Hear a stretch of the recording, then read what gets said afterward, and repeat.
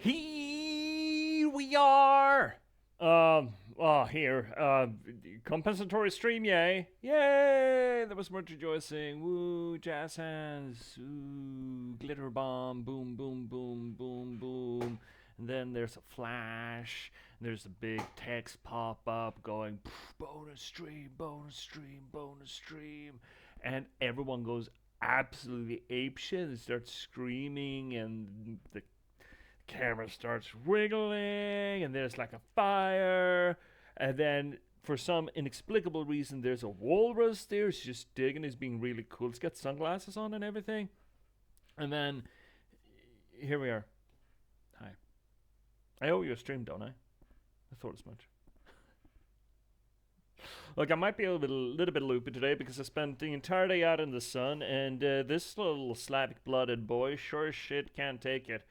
So, but I did remember, or rather, C reminded me yesterday. She was like, "There's me drink." Thank you, Twan. Speaking of which, cheers, bud. C reminded me that I had better, I had better answer to myself. So, hey, figured I was gonna play some games tomorrow, she says. And but were you supposed to do a bonus stream or something? Some sort of a compensatory thing? And I'm like, yeah.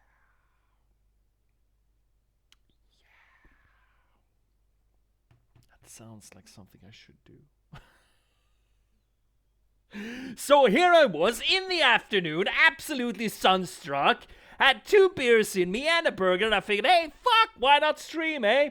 New camera looks different. Same fucking thing. You know what, Twan? I might be a little sunburned. I might be a little sunburned. I think I've noticed it in the mirror these past few days. It could be that. Yeah, Look, I got some Slavic in me, buddy. I don't know where it enters in. I think it's my grandpappy. I burn easy, all right? And I've been sitting out reading in the sun. I finished Dan Simmons' Thursday, I believe, Thursday evening. And I'm this deep into the new one. Roasty McToasty, eh, Snick? Well, everyone, welcome into this here little corner of the universe, the internet, and all things Twitch, where we do literary theory to the games that we play. That is to say, we do close reading, structuralist analysis, deconstruction, and anything that we can really get our hands on to try to make sense of maybe not so much what the story is, but rather how it's being told, how it works, how it functions, and what it does and uses to accomplish what it tries to, or fails to, alternatively. We do this work not just because it's fun, not just because it elevates the media, but those things are true, but more so importantly, we do it for my own solipsistic wants and needs. Because I'm an author, I love narratology and storytelling, it's my fucking jam. It's become sort of my raison d'etre. I have books, you can find them down below, but for now, tonight, I was having an internal conversation whether or not we should just button down the hatches with Silent Hill 2, or I just recently got something new that I think might be cool, but I think it's gonna be cool enough for us not just do a one-off. So we're gonna save it. So we're gonna do Silent Hill 2 tonight. We're gonna do a compensatory stream because you didn't get one this... I didn't put honey in you. No, did I put honey in you?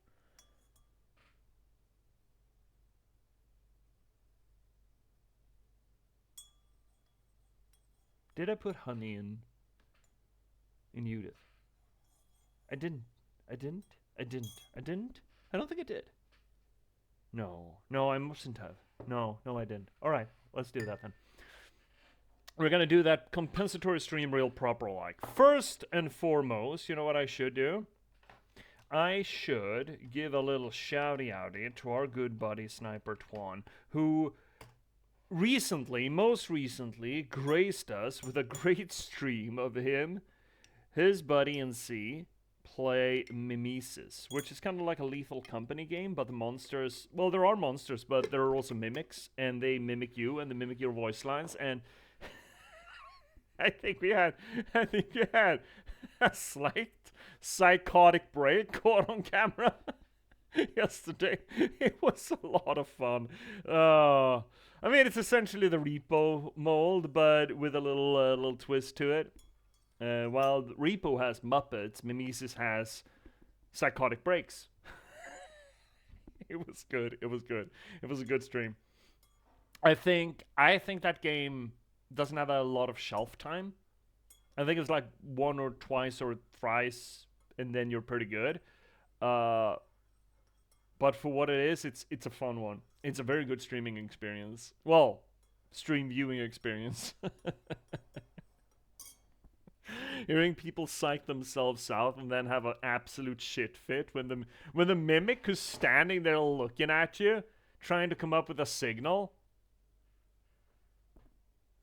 Now you clap. Now you clap, mimic goes.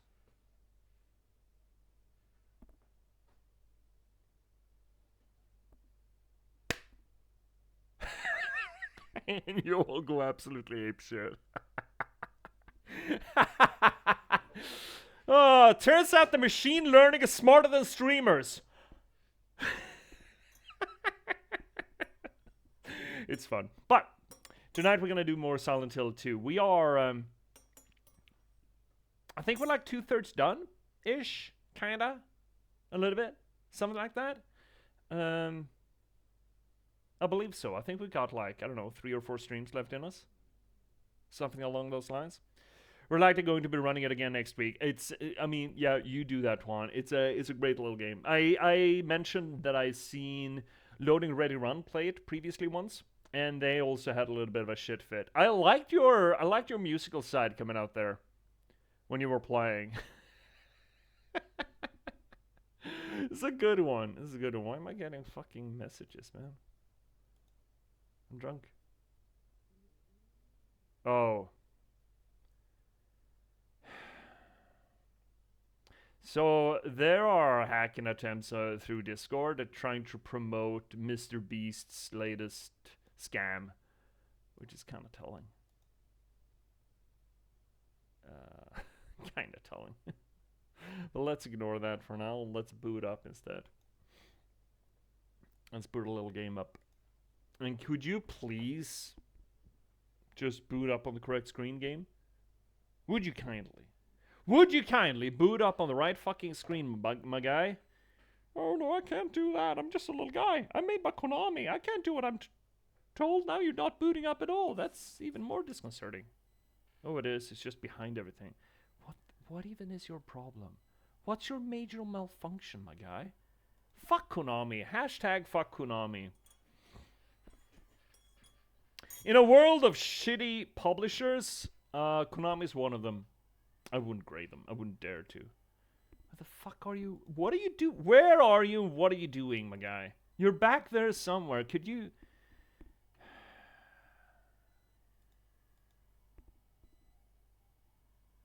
I can't even fucking hear you, bud. There we go. Yeah, there we go. Okay, we're compiling shaders. I really love compiling shaders. It is almost as good as taking a shit. Almost.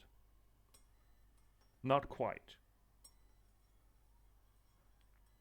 Shit, yeah, I think I have burned myself. I need to...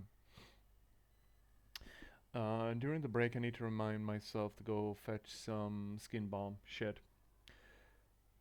Serious neck. Borderlands 4 does it every fast travel? Are you for real? Really? Every fast travel it compiles shaders? Okay, so what is a shader and why does it need compiling?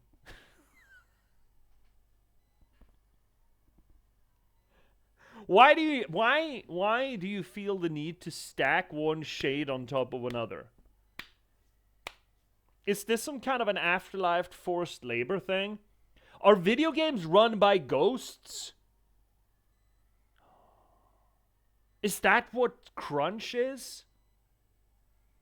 Video game developers are just siphoning in their souls into the work, turning it into ghosts, and those ghosts needs to be compiled and stacked every game.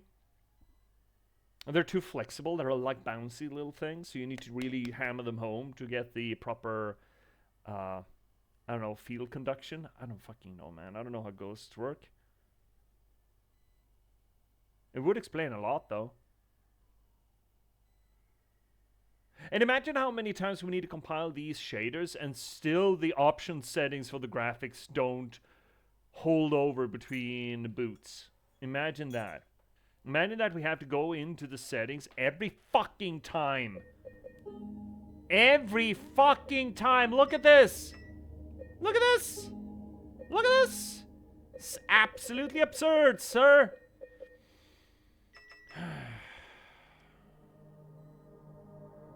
Oh my god, so stupid, so dumb. Oh my god. Alright, so what happened last time on Dragon Ball Z? Well, so glad you asked. We got through the Topsy-Turvy Hospital.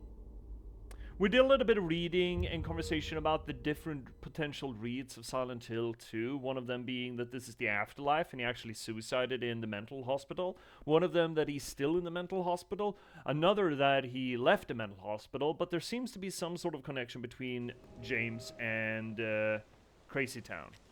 That he used to be a resident of whatever the hell. Someplace. Probably not in Silent Hill.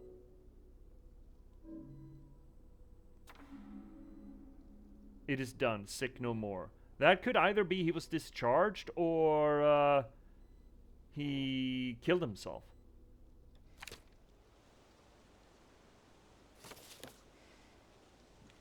Like it's weird. It's really fucked up. Well, fucked up. It's not fucked up, but it is convoluted, which I don't mind. Personally, I don't mind it. I don't mind a little bit of, well, quite a bit of ambiguity in the stories that I encounter. Hi, cats! Could he get better? I mean, he could stop being a misogynistic pig. That's one thing. Imagine the day when James gets better and the monsters are not gimped up strippers and sexed up dehumanized nurses, but instead like Kirby blobs. Maybe you could get another fixation, like they're all fish or spiders, you know, something healthy. Daddy figures. They're all daddy figures. They're all father figures. They're I mean, I guess you could read Pyramid Head as a father figure in a way, I suppose. Stewardesses are hot. Yes. Are you talking about actual flight attendants, or is that what we're calling nurses without an education? Or do we want to resume what Magnum P.I. called them, where he just called them stews? Yeah, stewardesses are. I mean, yeah. I think it's the uniform. Look, uniforms, man. Not scrubs, actual uniforms. That doesn't just work for women, all right? Well, you know, on men for women, but on women for men, as it turns out. But yeah, that's the kind of the problem, that every monster is sexualized. I mean, if this was an anime, we would be complaining. We would probably keep watching it because of the fact, but we'd still be complaining that, oh my god, what's wrong with you, Japan? Why do you have to sexualize every fucking thing? Why is the skeleton horny? You know? And I mean, in the anime sense, we generally just complain about. Well, we as in a Western audience, we generally complain about anime is so repressed. While in this game, I mean, I guess this does come from anime. Well, not anime, but Japan. So I guess we're deconstructing this to absolute pieces. But in this one, we are attaching that. Dare we use the word depravity? Yeah, I think we could safely say that there's something depraved about the monsters in Silent Hill 2, right? We could say that. That is not crossing a line. There's something depraved about it. Gimp suit hookers spewing bile. Legs on legs that Pyramid Head uses for serial rapism. Rapism, is that even a thing? Or the vinyl nurses that have been dehumanized to the point where they don't have a face. Yeah, that's sort of depraved, right? Silent Hill, it's etchy genre. God. I mean, we joke, but does Pyramid do that in the remake? Yes, cats. He does. It is. It's actually it's kind of interesting, cats. We had that scene. It's not the same camera angle. It is not the exact same motion. It's not the exact same frame. Interestingly enough, in the original, he absolutely goes humpy hump on two legs in a row, which is what, assuming that he's raping through the first one, which is absolutely fucking fucked. But you know, there's no dick or anything. I mean, it's still a game, right? It's the game from the early noughties. But the motion is clear. But when I was a kid, I didn't first realize. When I initially saw it, I didn't connect because, again, I was a kid.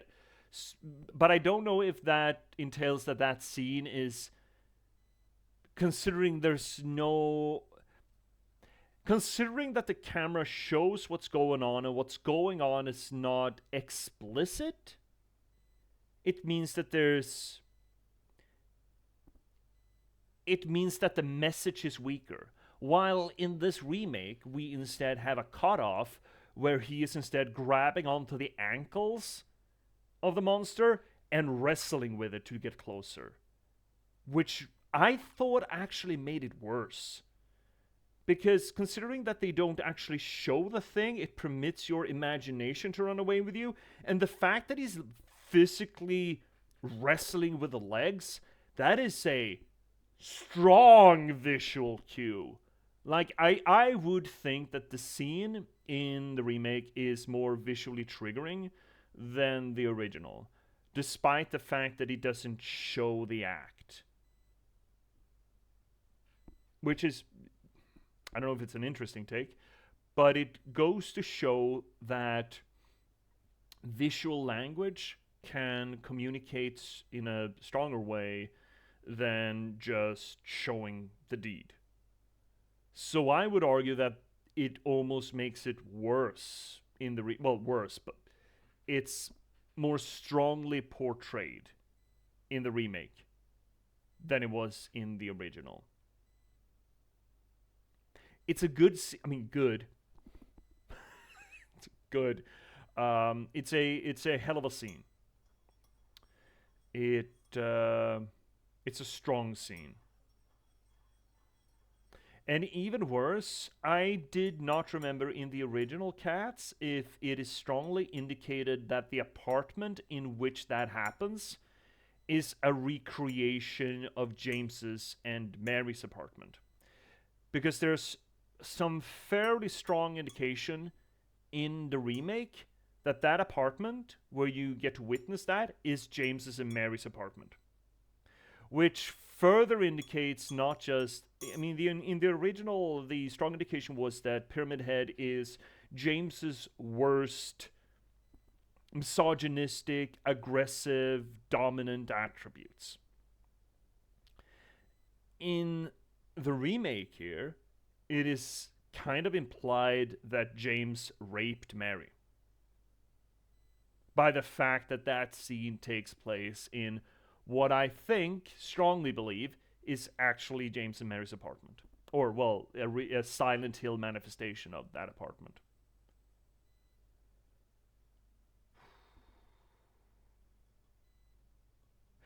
It would be really interesting to put these things back to back. It would be a fascinating playthrough to play episode by episode. Like one episode, the remake, one episode, the original, or vice versa, to see how they actually differ, side by side comparison. That would be absolutely fascinating because I believe that there are. Overall, Blooper Team has done a great job as transferring or translating the original. They do a fantastic job at it. But there are subtle differences. Like, for example, that elevator scene we had last session. The elevator scene at the bottom of the hospital where Pyramid Head is chasing James and Maria, right? I don't remember In the remake, Pyramid Head just absolutely spits her on the butter knife. I don't know if it's traditionally called a butter knife, but I like the idea of it being just calling it a butter knife. Because it does not look sharp. It's one of those things that, yeah, you could cleave a person if you drop just a girder beam on a person hard enough. You don't need an edge. With enough force, anything is an edge enough. But he just spits her, and she actually absolutely just dies in front of you. I like to remember that scene in the original was a little bit more obtuse, as in the elevator doors shutting in front of Maria, and she's screaming at you to help her, and the elevator kind of moves away from her. So the elevator, or James, leaves her to her fate rather than dying in front of him. And that is relevant as far as storytelling goes, right? There's a difference between survivor's guilt and I left you, right? There's a difference between you died in the circumstances and I lived and I lost you all over again. You being Maria Mary. And I left you to this fate. I think, depending on, of course, where the remake goes, but as far as I understand the similarities or the identical nature of the background story, I believe it might actually be a stronger message in the remake than it was in the original in that regard. But there are moments, right, that I find interesting, the changes that they made, and I think they might be generally for the better. Generally speaking. Alright, let's pick it up. And then the mournful lady. Right, we had a little conversation about this. The sad lady looks down on us as we dig out the latest, or last, clue as to what we're supposed to do. And we read this thing. My patient buried it here. I knew but did nothing. It made me uneasy to have such a thing near. I wasn't looking for the truth, I was looking for tranquility. I also saw that thing. I fled, but the old society was sealed. No one dared to approach that place. Now I offer you the key. If you still do not wish to stop, James, I pray to the Lord to have mercy on your eternal soul. We had a little bit of a conversation about this message. I think it's valuable for us to do it again. We have had mention of a male patient being real topsy-turvy and weird, and potentially even jumping off the building in the hospital. Now, there's strong implication that is associated to James. But again, it's Silent Hill. Silent Hill be weird, yo. Silent Hill, I mean, judging by Angela, Eddie, and Laura, it's hard to know what is a reflection of James and what is a depiction of similar fates or similar characters. How they sort of rub up against one another to reinforce and reflect upon one another. There's absolutely a valid read to read the patient, him, as they keep referring to it in the hospital, as James. This seems to indicate that it's not. Maybe that's supposed to be... What's the name of the guy in the first game? Harry? It's Harry, right? I believe it is. Either which way, it could be the original... PC. You haven't played the first? It's a very good one, cats. It is not as strong in its thematic structure, in its world building, as Silent Hill 2, but it dives deeper into actually Silent Hill. While Silent Hill 2 generally just focuses bunny ears on that one, on James and Mary, the original focuses more on Silent Hill as a concept, as a cosmological thing.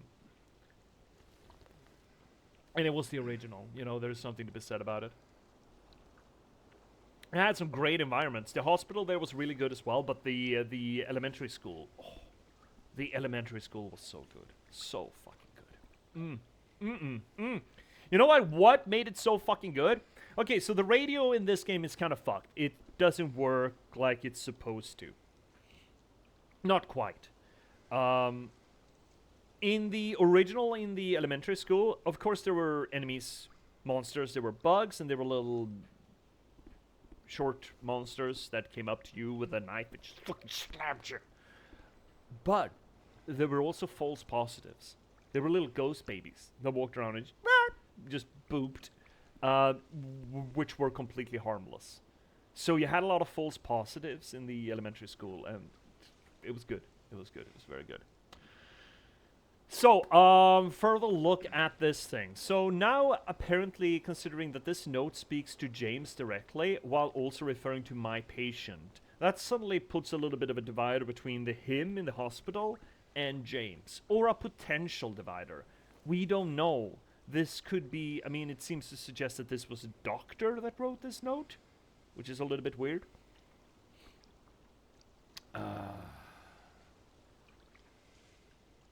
It seems to suggest that the doctor also saw what the patient saw, which would mean that the delusions of the patient bled into reality, which is interesting. So that would indicate that this is not explicitly a mental condition, even though there was a note in the hospital to mention that, yeah, everyone could fall under the domain of this disease, as indicated being Silent Hill, or the Silent Hill syndrome, or whatever you want to call it.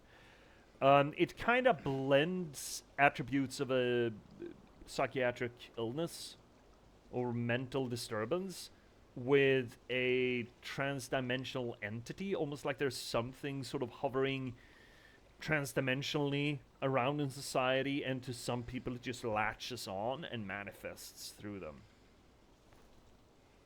Which is an interesting idea.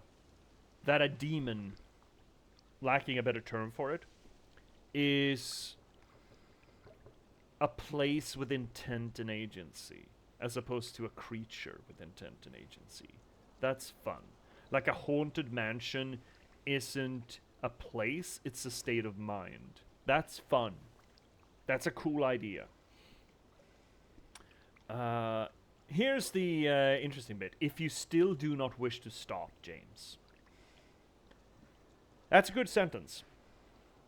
It indicates that this entire venture is James's choice. That is here on his own volition, which feeds into some of the notes in the hospital that we found. That it is self-inflicted. Which, again, kind of ties into this being an afterlife of a sort. This being a self-punishment. How it frames the sentence is not "you can leave," but you don't. Instead of "you could leave" or "you may leave," you are not held prisoner here. It doesn't frame it like that. It frames it instead, you don't have to go on. There's a flip on the, what do you call it? There's a flip on essentially flipping the burden of proof kind of thing. You don't have to actively try to find a way out of here. You have to actively stop going deeper. That's all you had to do. And it's almost like the city itself, the town itself, Silent Hill itself, tells James here, you know, you could just fuck off. If it's too much for you, you could leave. You don't have to be here. You don't have to keep suffering. That's what I appreciate about you. Mac! 18 months! Dude, that's 2 babies! You just made 2 entire babies, dude! How does it feel to be a 2 daddy? Not just a 1 daddy, but a 2 daddy. Thank you so much for the resub, buddy. Everyone go check out That So McDaddy, good buddy of the channel, who's recently moved apartments and is raring to go for coming back into streaming, I bet. Good buddy of the channel, One Axis of the Rain and Twitch Eminent, and the DM of the Reclamation Project that Ravens dropped, the D&D game that he's running. with participants who are Singardia playing Chester Suderman, Lemon Cake playing Limon Kake, though scheduling is a little bit fucked there at the moment. Trash Panda Shade playing Viska Mudpaw, Double OC playing Faerun Shadowwalker, and me playing Lestat Mount Belliard. You're a 3 daddy. 18 months is a 2 daddy. Or are you saying that you were a daddy ahead of that? You were daddy already coming into it? You had to make a baby to become a daddy. But I was born to be a daddy. I was forged in the daddiness. I spent a lifetime before I ever saw the light of being an undaddy. How's the new place, Mac? Are you finding your footing? Also, how's school going? When are you gonna be done with it? I also have like 2 more weeks of, I mean, not hectic work, really isn't. Dude, you need to reach out to everyone tomorrow after my finals and let's get to level 3. Yes, I haven't leveled yet. Then again, a wizard doesn't get much, they just get more spells. There is nothing so dull as to level up a wizard. Nothing so fucking dull as to level up a wizard. Except maybe level up a fighter. Yeah, I found a book. Yeah, but it's also broken. I broke it. I killed the book. I don't have a book. I got the dregs of a book. From a Master Mage of Arcane Arts. Yeah, but I killed it. Look, okay, here's the thing. Lestat would probably need months to decipher that fucking thing properly, right? Lestat needs downtime. I've been yelling about this. Lestat needs time off. He's fucking dying here. He nearly broke down last time when he asked Chester Suderman to just eat a corpse that he sort of clandestinely killed. And has... I mean, I hear what I'm saying when I'm about to say that, no, I didn't kill the guy. That little raccoon living in my dumpster did it. She shot him with a bow and arrow. Cops go, yeah, I don't think we've heard that one before. Come with us. I think you forget that you have an average Arcana check of 20. I do. Well, I will soon. Not quite yet. Not quite yet, but soon. At level 4.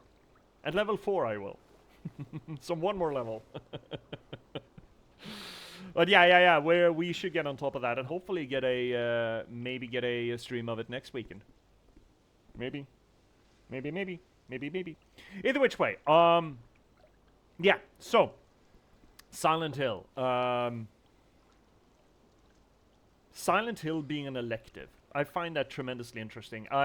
Much more interesting than this is something that happens to people. I very much prefer Silent Hill being something that people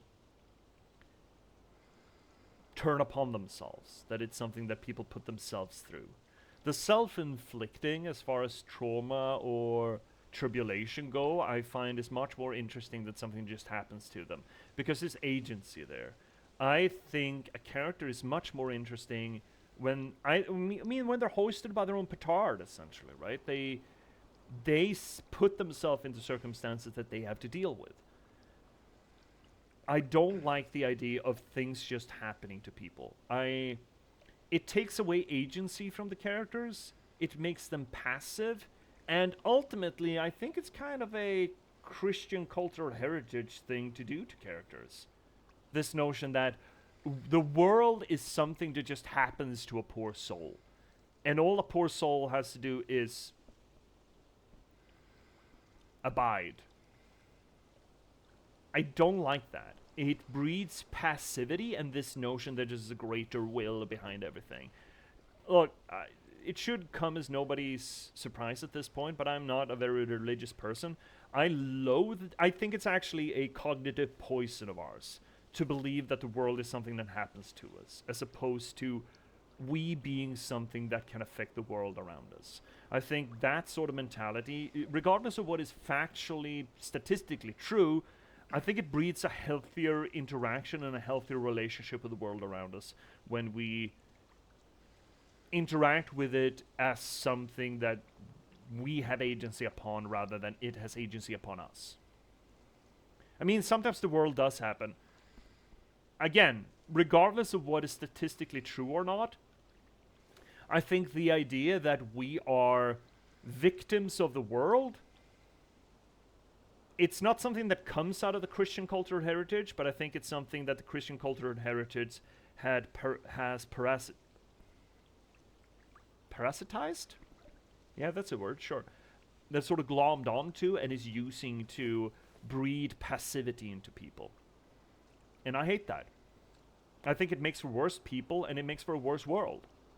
I think if more people acted with the, not the certainty, but the strong belief that they had agency upon the world and their circumstances within it, as opposed to the other way around, I think we would have a better world.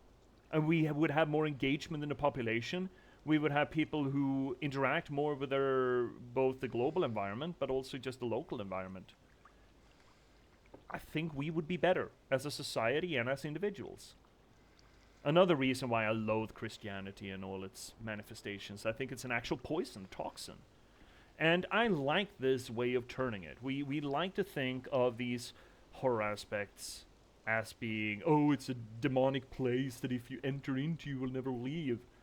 Like it's a trap of geography, of cosmological geography, as opposed to this manifestation that we sort of conjure against ourselves. I don't know, I think that's more beautiful. I think it means more.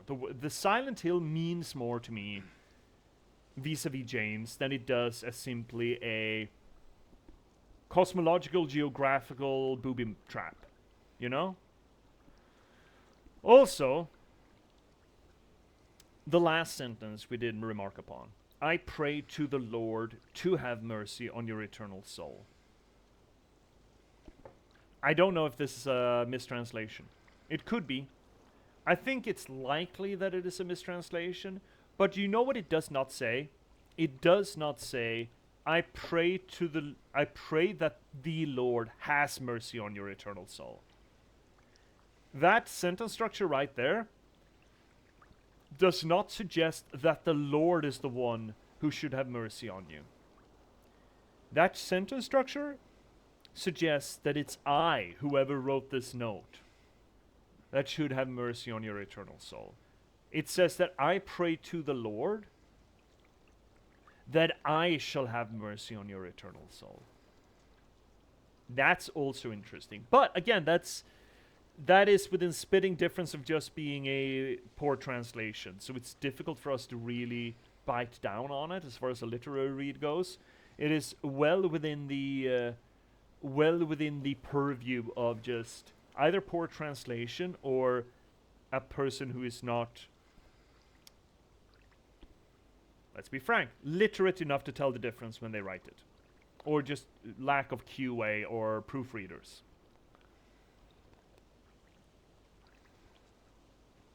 But it is interesting. Key. Key. Oh, big boom. We don't need big boom, surely. So, Maria's gone. She got spitted. Ran right the fuck through. And we're heading into the next shitty place. Which is over there! So let's run down Nathan Avenue, head over to Pete's Bowling-orama and save, and then get into that place. Historical Society.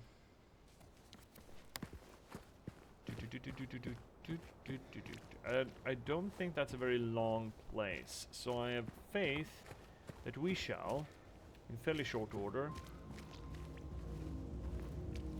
get into dramatic ambience again. Get into the Historical Society, maybe even the next Otherworld segment. Which is a long one, I like to remember. Not as long as the hospital, but it's a fuck you one. We should have already looted all this nonsense, right? This place sucks at night. Oh, it's so fucking far too. Anything in the car? In cars. Nothing in cars? Okay. Do we dare run? I don't dare run. It's too scary in here. Can't be asked to run. So Mac, when are you set up for streaming again? When's your next live session? When can people catch you over at your channel? In the near future. Did I just say fuge? That's cursed. Also, that piano fumble was also kind of cursed. In cars.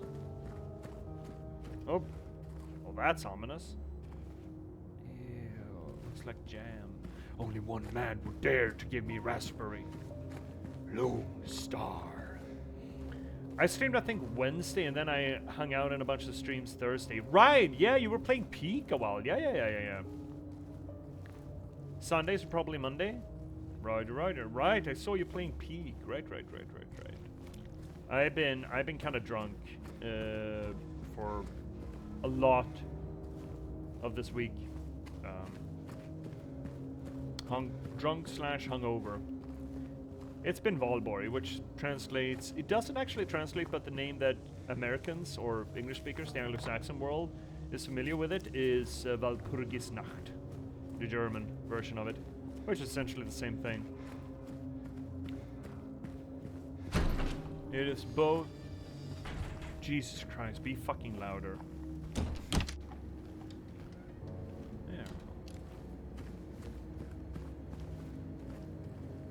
In cars. Thursday, me and Finnick polished off an entire bottle of rum and drinks and a boosted up milkshake. Oh, such a good milkshake. Fuck. And the world's best burger. It's not a statement I will die by, but I would be very happy to be proven wrong, because then I'd have a really fucking good burger. And I've had a lot of burgers in my time. In the States too, so don't give me none of that nonsense. A whole bottle? Yeah, me and him. Well, there's... To be fair, it is technically not a full bottle.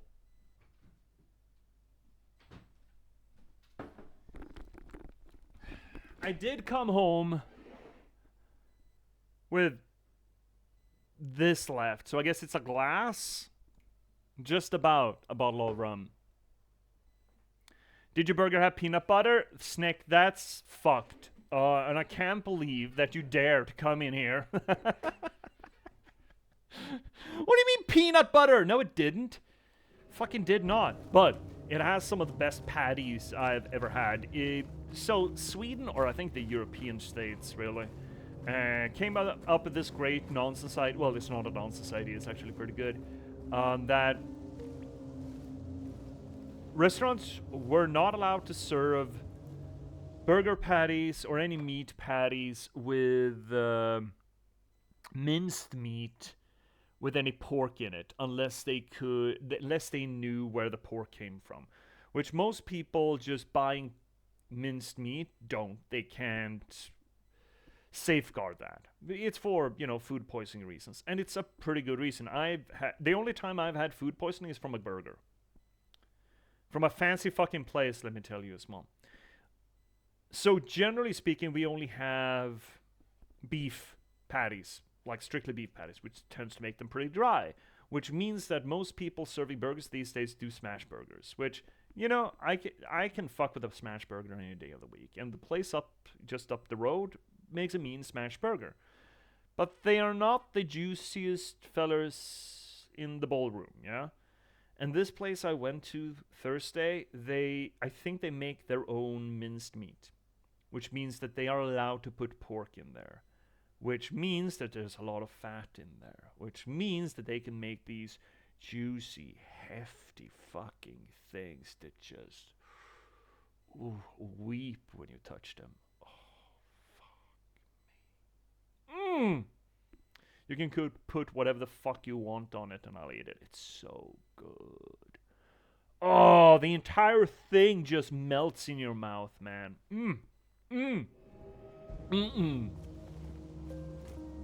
So yeah, unlike most burgers where it's the toppings that are the fun bit, and the meat is essentially just an excuse to put toppings on a thing, that place is the meat. It's the patty. It's the big fucking strong mark. And that's rare. Real rare. It's so fucking good. I understand that would not be the case. I mean, the whole no pork in the minced meat thing would not necessarily be a thing in the States. But I've had a few burgers in the States, and generally speaking, I'm not that terribly fucking impressed. No, at least not in comparison to that one. From a burger? Yeah. Yeah. Only time I've had food poisoning was from a burger. From a fancy place, too, I said. That was one hell of a night, tell you what. So, I didn't run across any fucking thing on the way here, which is ominous. In cars. That's an old-ass computer. Oh, so that's... Oh, the Historical Society. Look at their historic equipment. Is this a... Oh, I hope.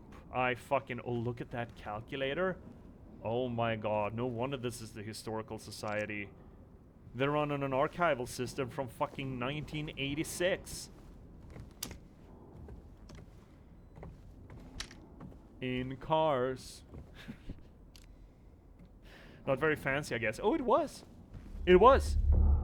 It was. It was a basement restaurant of one of the fanciest hotels in town. Like 5-star hotel. It was not a bad place.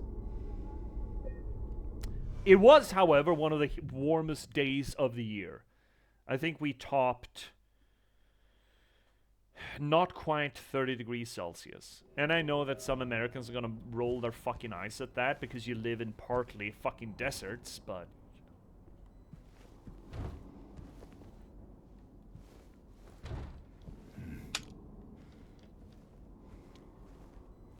Probably has a hard time with reefers. What, with marijuana addicts? What is this? Oh, look at those horseshoes! They're fucking younger than a computer. Oh, who put drugs in the cabinet? That's weird. That's fucking weird. Who put drugs in there? Okay, what's that supposed to mean? It's just a room. Reefers is the devil's lettuce. Yeah, right? Refrigeration. Yeah, I know! I know the reefer is the devil's lettuce. The electric... Is it just electric lettuce? It is devil lettuce and electric lettuce. Burb. Hat and Burb in the same cabinet? Who the fuck works here, you know? Oh, that's ominous. Is that supposed to look like a fucking skeleton? Redwood. Oh, oh. Aquaplantage. What? Ooh, that's a cool little movie shower. I don't know, man. Projector. Ooh, fancy. Look at that stain. That's a good stain. That's a good, proper German stain, that is. Little Baroness, a maiden voyage of 19 diggity fuck all. Burp. The new clock. These fucking things are weird. 17. Still don't know what we're supposed to do with those things, but I'm sure that we're gonna find out eventually. Great staircase. Oh, wait. That's That's just taunting me, my guy. Yeah. It's him. Missed the day. Remains of the judgment. That's just taunting me, man.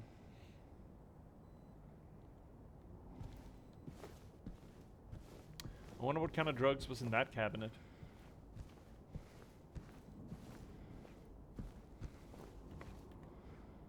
Cup, title unknown, author unknown. We don't know fuck all about this thing. Waterfront landscape. Never had a waterfront. Alan Smith, date of birth and death unknown. He just showed up and then left. A depiction of the local area. The style indicates it was done sometime around the 1820s when the region was far less populated with sparse infrastructure. That's just the 1800s though. Nothing had great infrastructure in the 1800s, surely.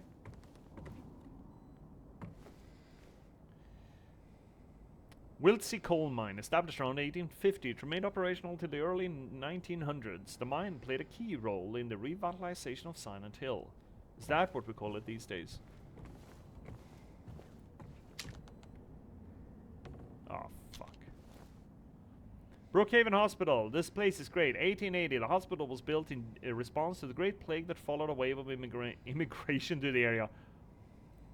It's fucking immigrants. It's always the immigrants, right?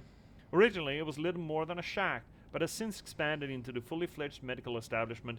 Yeah, you know, there's... do you remember... People move. Oh, the evil of people moving. Do you remember the Great Plague of, the 1700s in the US that nearly killed all of the indigenous population because fucking immigrants showed up?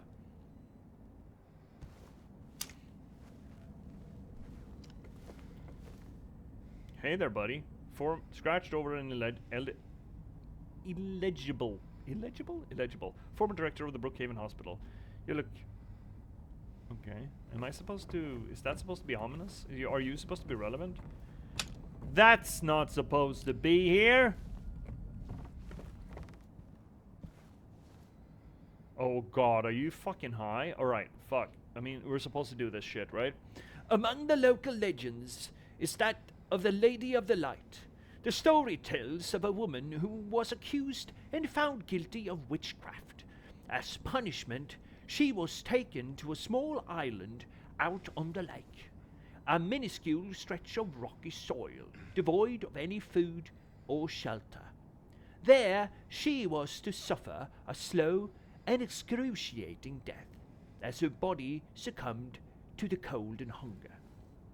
However, unbeknownst to the rest of the townfolk, there was a young man among them who, having gazed into the woman's eyes, as bright and beautiful as a midsummer's moon, had vowed undying love for her. When she was convicted, wrongly I might add, as he believed, he swore that he would not let her suffer such a cruel fate. While waiting for an opportunity to abscond with his beloved, every night he would snake out and row across the lake, bringing her food and something to keep her warm. Read Dick. And every night the woman would stand there on the shore holding a lit candle to help him find his way. Didn't we all come from Africa or something? Ah, yeah. From the slopes of... shit, the mountain, shit. Fuck, in Tanzania. God damn it. Between the shores of Lake Tanganyika and Mount...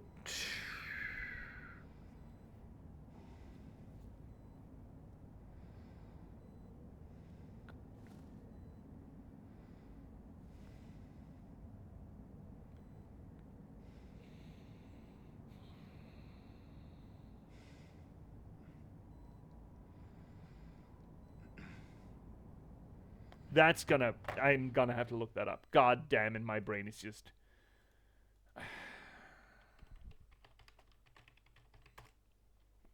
Kilimanjaro, my fucking god.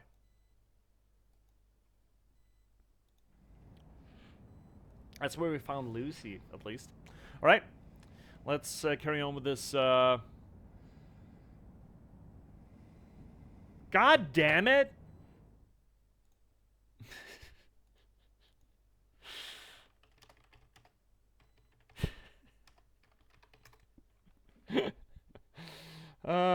My memory. Michael Caine. There we go. All you have to do to sound like Michael Caine is to only ever say 3 words at a time. Unfortunately, though, we have an ad break coming in, and I'm gonna want to run that because I want more tea. So, before we finish this story time with Michael Caine, we'll take a little break. See you soon.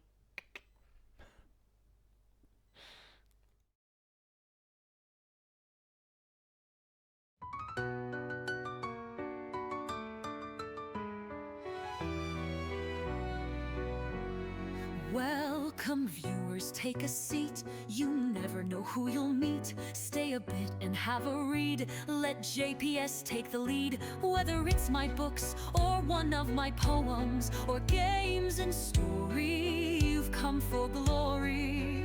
Let us dissect this plot. Let us discuss the protagonist. And if we can't cope with it, skita I did blowscopa. And don't hold your breath, I'm just an organism. Let's talk postmodernism. Modernism. Lindberg will be heard. Please don't make me set down my tea. Don't make me sing, please. I'll read you a poem, an excerpt or three. Thanks for the song, Mac Daddy.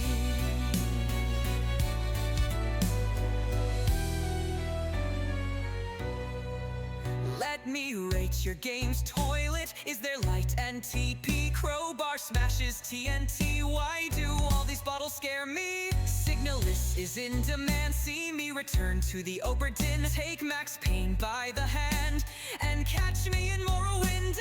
And don't hold your breath, I'm just an organism. Let's talk postmodernism. Modernism. Lindberg will be heard. Please don't make me set down my tea. Don't make me sing, please.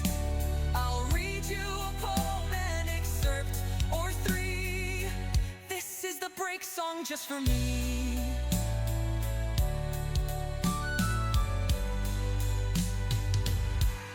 Have you seen luck like mine? They say my books are quite fine.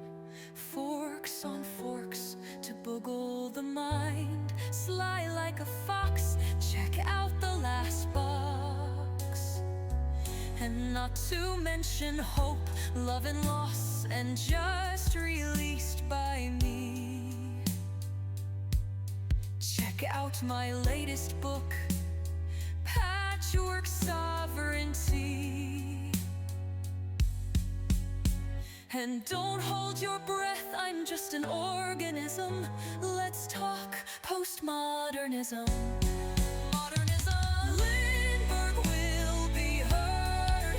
Please don't make me set down my tea. Don't make me sing, please. I'll read you a poem, an excerpt or three. The end of the break for me.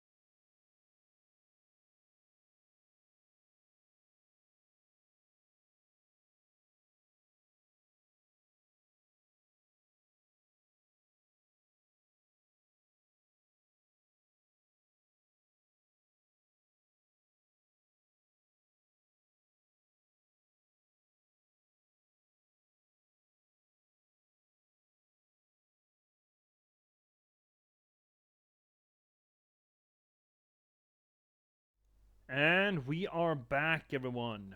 How was your break? Did you fiddle the tiddle? I don't know what that means, but it sounds vulgar.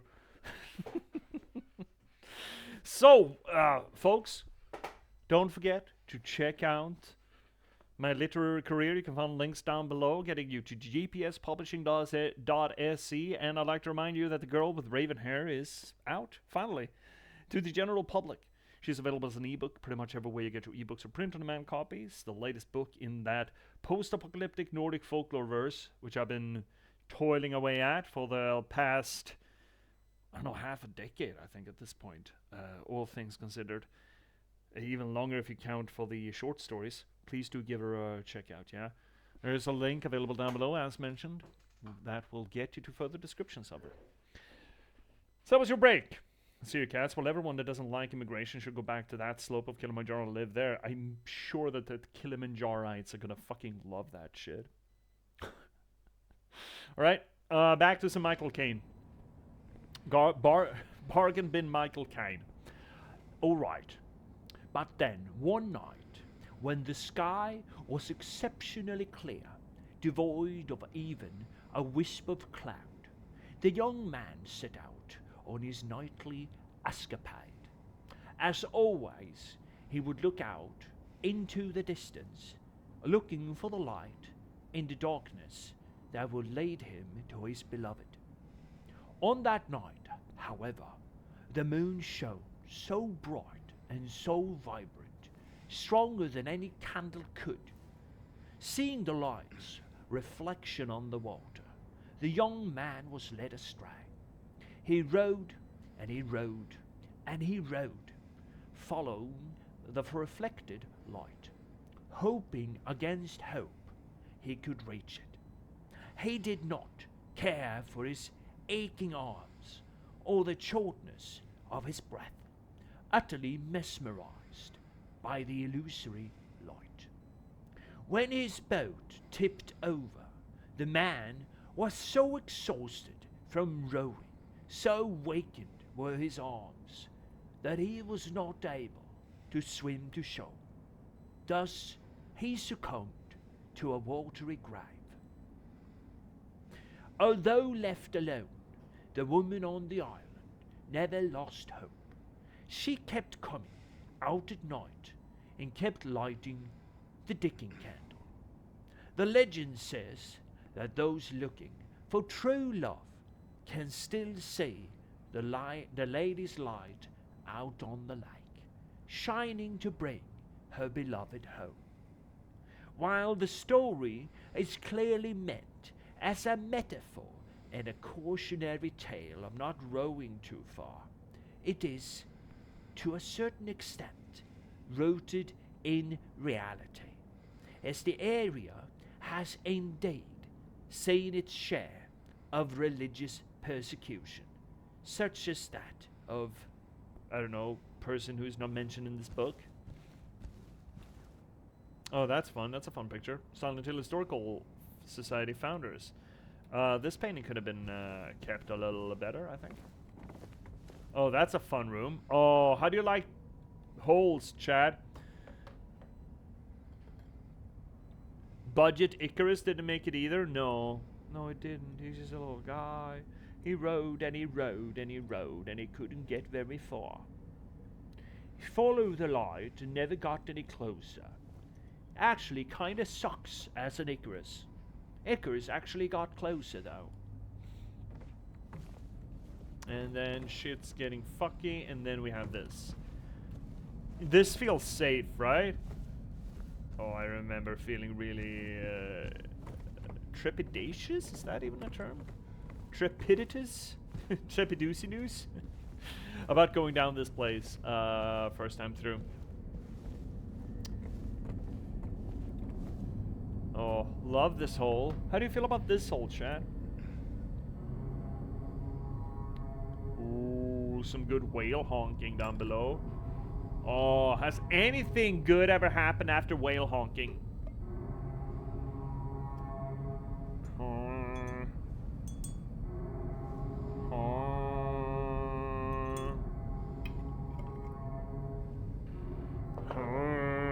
Looks great, doesn't it, cats?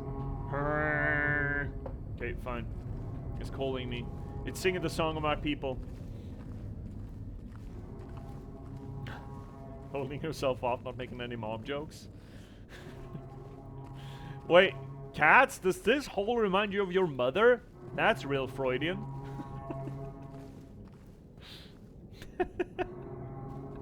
Not mine, okay.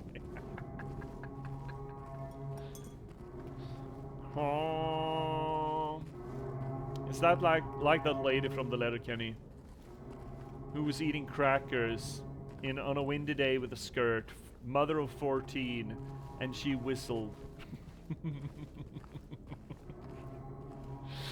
Hey chat, anyone know Letterkenny well enough to know the name of that mother? And we can distract ourselves from going down this really fucking creep-tastic hallway. It's got good electricity and water piping though, which is impressive considering we're going into the ends of the earth. And we're getting more honking. An increasing of the honks.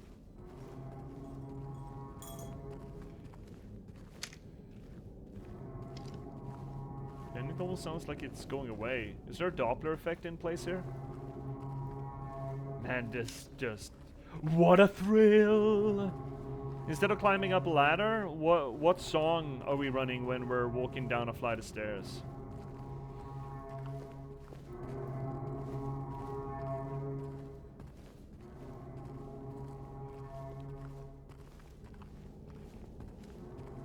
Because this sure shit isn't the stairway to heaven, tell you that much. This fucker is long, man. I wish we could have elevator music instead of whatever's going on in our ear bowls at the moment.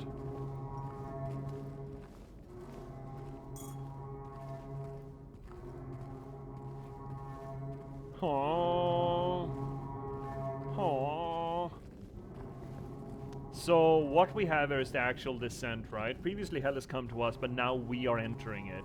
It's the canabasis, right? As they call it in classical theater. The descent to hell, the willing descent to hell to find answers. That pretty much every Greek hero and Roman hero did.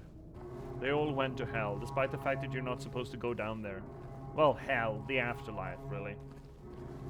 I suppose this also has a little bit of a stand-in for...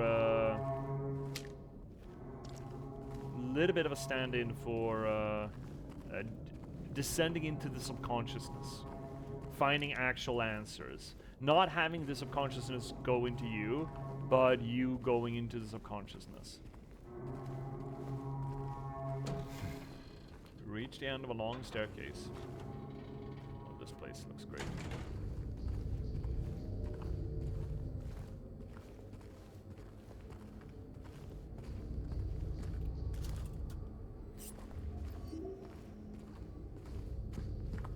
So, this is relevant to the read here, relevant to the entire thing. Previously, sure, James has been the agent behind this all, right? He was called by a letter from his wife, but, I mean, his tenacity in moving along really does pivot this as being self-inflicted. But previously, the other world has sort of been brought to him. We were talking about, in the previous session, and a few sessions before that too, about dream interpretation.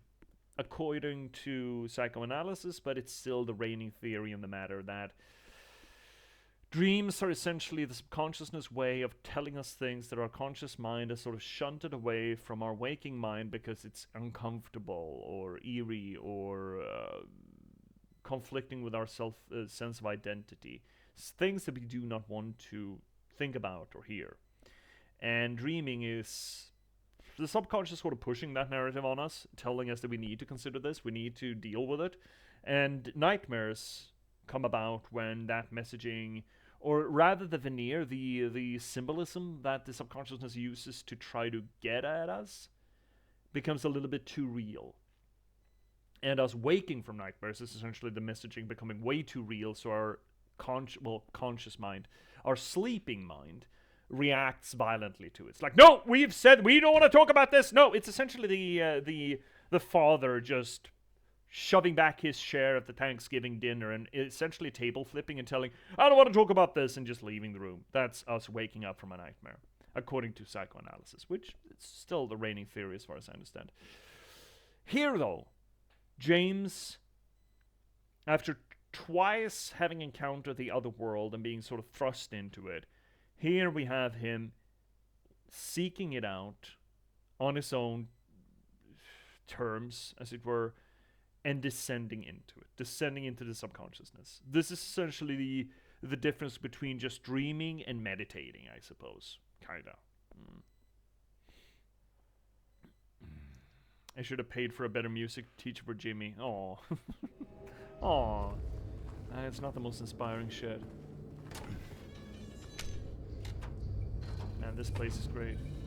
And turns out that James's subconsciousness is a fucking prison.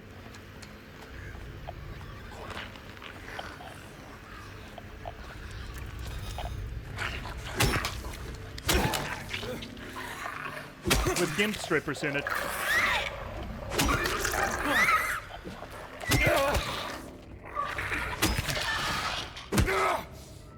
James, why do you keep these things down here? So, again, do you remember what we talked about, I think in the first fucking session, and potentially even falling into the second, how we made a read of these monsters specifically representing James's repression. Sexualized repression, but repression all the same. Sort of, you know, the straitjacket symbolism of it. Just ignore the stripper legs and the fuck me pumps for 2 seconds. I know it's difficult, gamers, but try.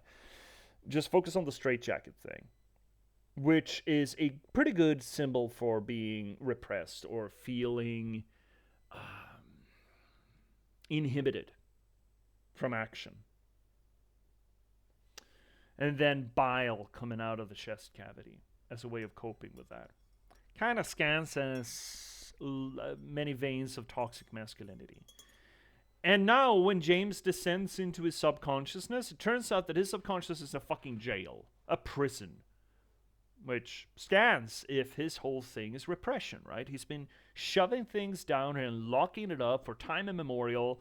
And now he's gone downstairs to face it? To deal? Do we have a map? We do not. Great. Fantastic.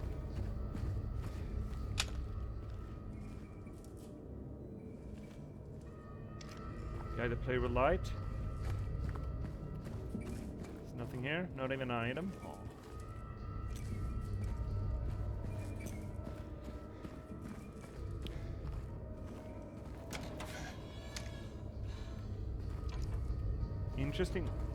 Interestingly enough, they're like, what are these, like interrogation rooms?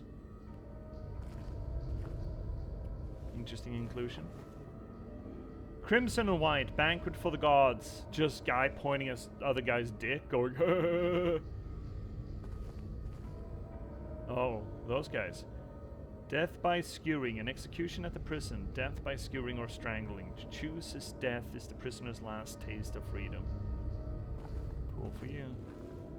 Toluca Prison Camp. Built in 1862, the camp was used to house prisoners during the American Civil War. Converted into Toluca Prison in 1866.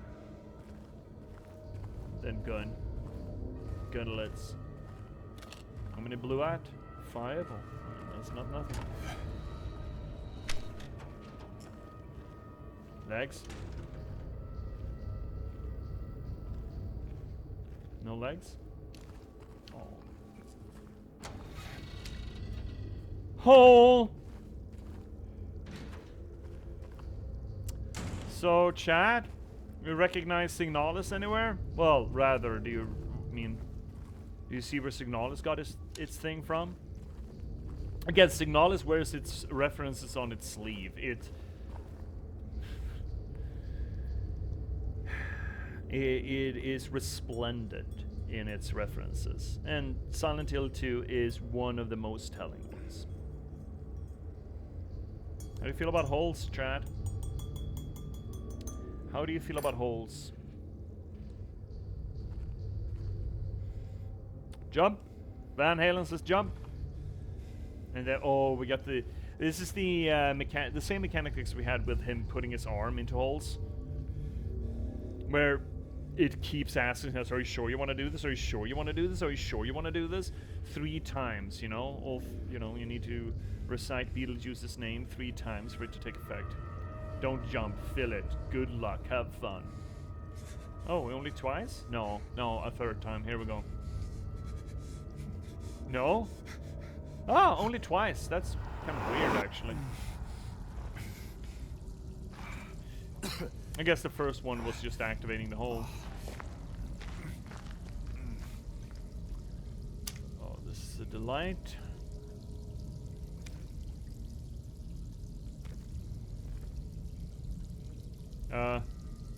Wait, what? Oh, I can break that. I can break something. Can I break that? I should be able to break that. That's a breakable, right? That's a breakable. That's a breakable. There are a lot of breakables here.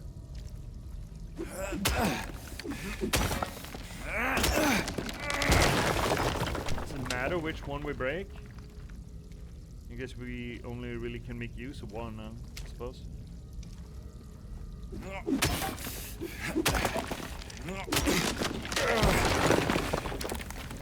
At the midpoint of my life, I found myself in a dark well. What did you do? I started bashing things, man. What did you expect? All I had was a pipe, man. And all you have is a pipe. Everything looks like a wall to break down.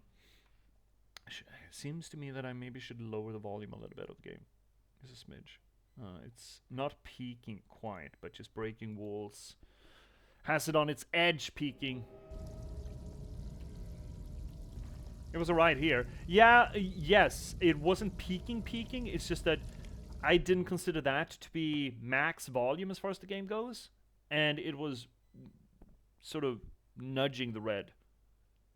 So I figured lowering it a little bit might be good for later when I don't doubt this is going to get louder, right? It's got to get louder now. It's going to get louder now. It's going to get louder now.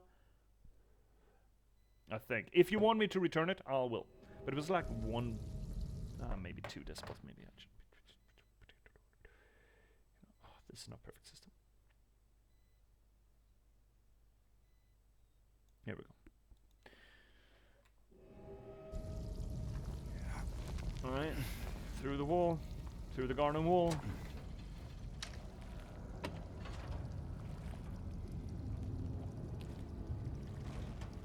I'm hearing something.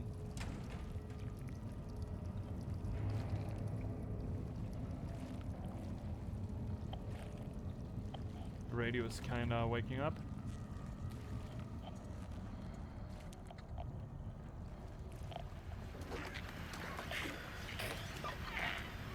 Hey, buddy. Hey, little Spitty.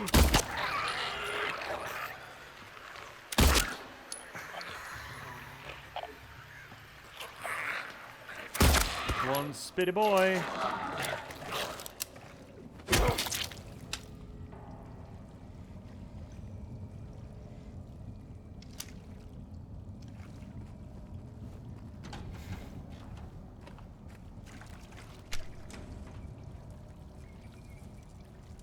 There might be loot down here.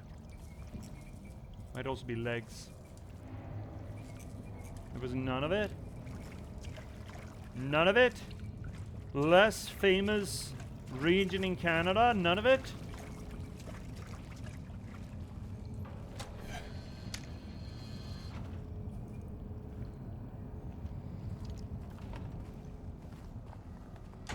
Loot would be the last thing you expect to find in the sewers. Really? Then obviously you've never played a Resident Evil game. I mean, fair. We get video game blind. To the point where I would actually be upset if I did not find loot if I went behind a waterfall in real life. What's that? That's a big key. Spiral writing key? What does that say? Lead. What does that say? Hi, Underdark! Welcome in, buddy! How what? Ah, come on. Come on! Ah! Oh, shit!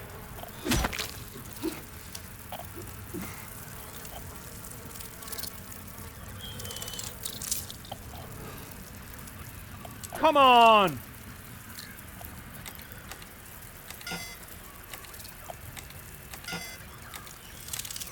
No, mama! No, mama! Fuck you!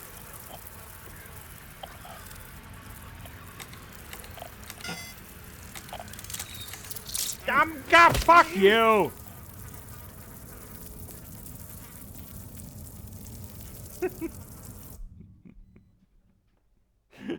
So you think every supermarket has a boss fight nearby? This level is bugged? No. What do you mean bugged? Oh, God, fuck, cats. Oh, that, that provokes me even more because I actually had to do a double take. Underdark, how are you doing? Hope you're doing well, bud.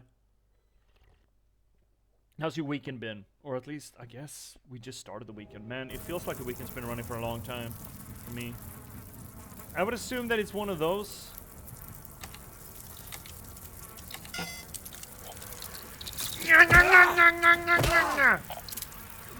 Where else? What else? I know there's... There we go. Fuck you. What is the... Oh, God, I can't. You're fine. I'm glad to hear. I can't be arsed, man. I've tried, I thought, pretty much every interpretation of at least one number.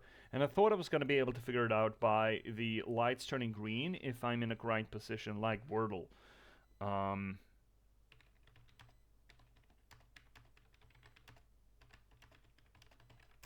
So fuck this. 2, 3, and 9. 9, 9, 2, 3. Didn't I run that? I ran 9 as the first one at least. Oh well. 2, 3.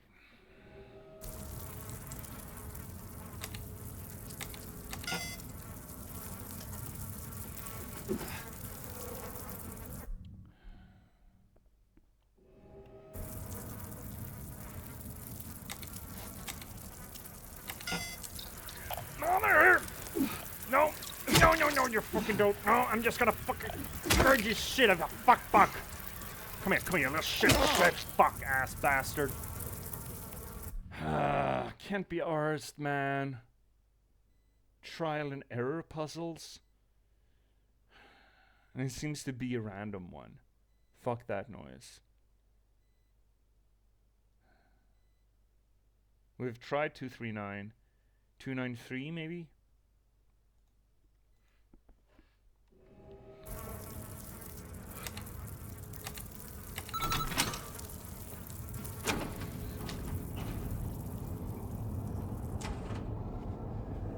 Legs? No? Well, that's a big hole.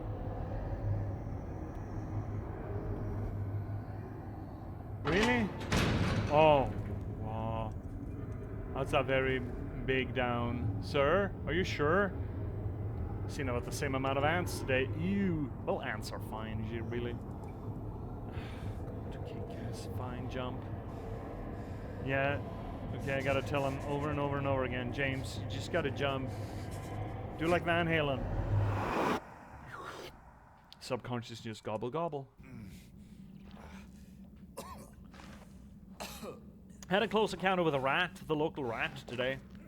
It's kind of cute.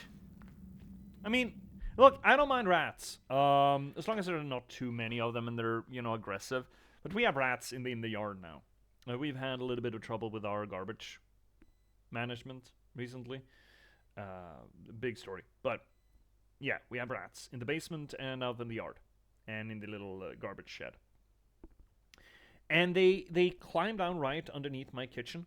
They have a little basement access there into the walls, I think. So I was sitting outside. Well, for the past few days when I've been outside reading, they sometimes come out and, fiddle around and do some work. Well, one or two of them just sort of peek around. And I was sitting across from my apartment in the yard, just reading in the sunshine. And I hear the scribbly scrabbly of them. And I see him jumping out into the pathway. And he just stops and turns to look directly at me. It's not, the little side glance you can get from prey animals. It's the full frontal. He's like 4 meters away. I'm like, hi, dude. What's up? Just scoots away. It's kind of cute. You recently found out that ants eat ticks? They do! Fuck, let's go ants. Big ant positive. So I like ants way more now. Yes, fuck yeah. Let's fucking go. Big ant positive in this channel then. Ticks can fucking go suck a blunt one. Alright, so we jumped down a hole and we found ourselves in prison cafeteria. That makes sense, right? It's a very ominously lit chair. That chair's so lit. Not in a good way. I see drugs, though. Oh, look at this great slob. Ooh. Ooh, look at that great slob. Ooh. Maintenance menu, March 13th. Grits with lard, boiled meatloaf, beans, bread and coffee. Sounds exciting.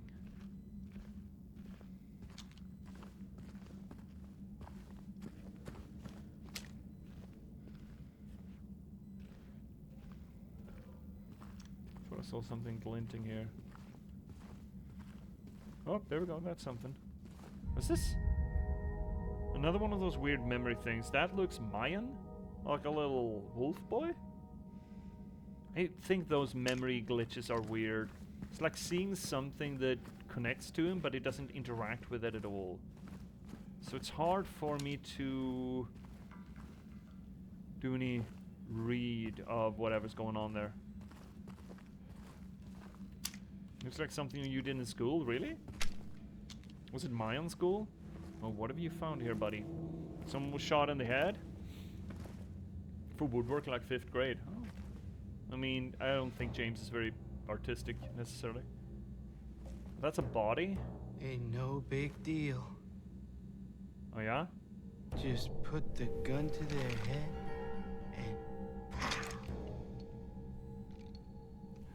and... Ominous. Oh, hi, James. What happened here? Who was that?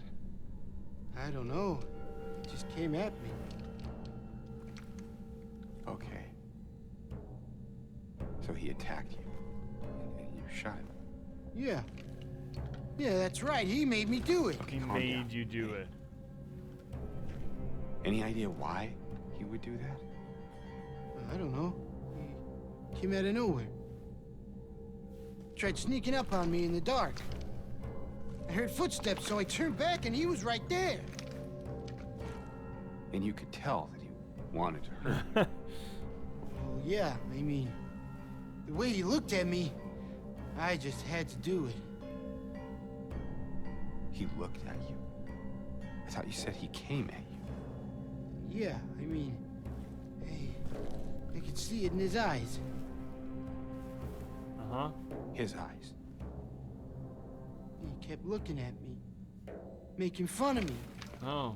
I told him not to, but he didn't listen. Eddie, you can't just kill someone because of the way they looked at you.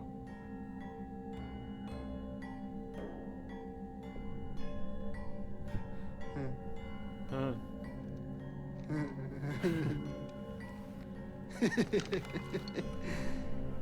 You should see your face, James. I was just joking. I'm just joking. Guy's Yeah, dead it's when I just a got gag. here. It was just a gag. I got you, didn't I? Yeah, very fun. Very fun. Such Well, fun. anyway, I better get going. Wait. You're gonna go out there alone? Yeah. Oh, it's another creature who enjoys being here. So this puts...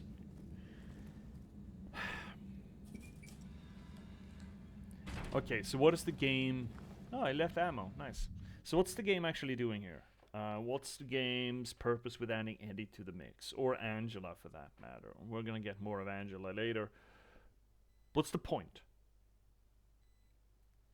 We talked previously about specifically the angle on Angela. We talked a little bit about Eddie too in the first segment where he didn't want to take responsibility for there being a dead guy in the fridge. So we're developing a pattern here for Eddie. He keeps blaming other people. But Eddie is not necessarily just a manifestation of James. We can't make that claim clear cut, which ruins the whole perception that Silent Hill is this illness that you put yourself into. At least it's not just that. It's not just a manifestation of James exclusively. It's some sort of a shared hell. Interestingly enough. Or it seems to be. We also talked about Angela. Angela fitting not great with it being exclusively a James reflection. We had the segment with Angela in the apartment buildings where the entire interaction with her was essentially in front of a massive mirror, which seemed to suggest that there's some sort of connection there, considering mirrors have been used previously in the game to indicate that it is internal for James.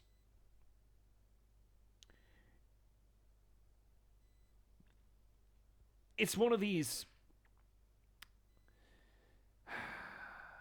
conflicts of messaging that I personally don't mind. It feeds into the conversation of what actually is Silent Hill in Silent Hill 2. There's no clear-cut way to read it. There are a bunch of different ways. You could argue that Eddie is just like a refracted version of James.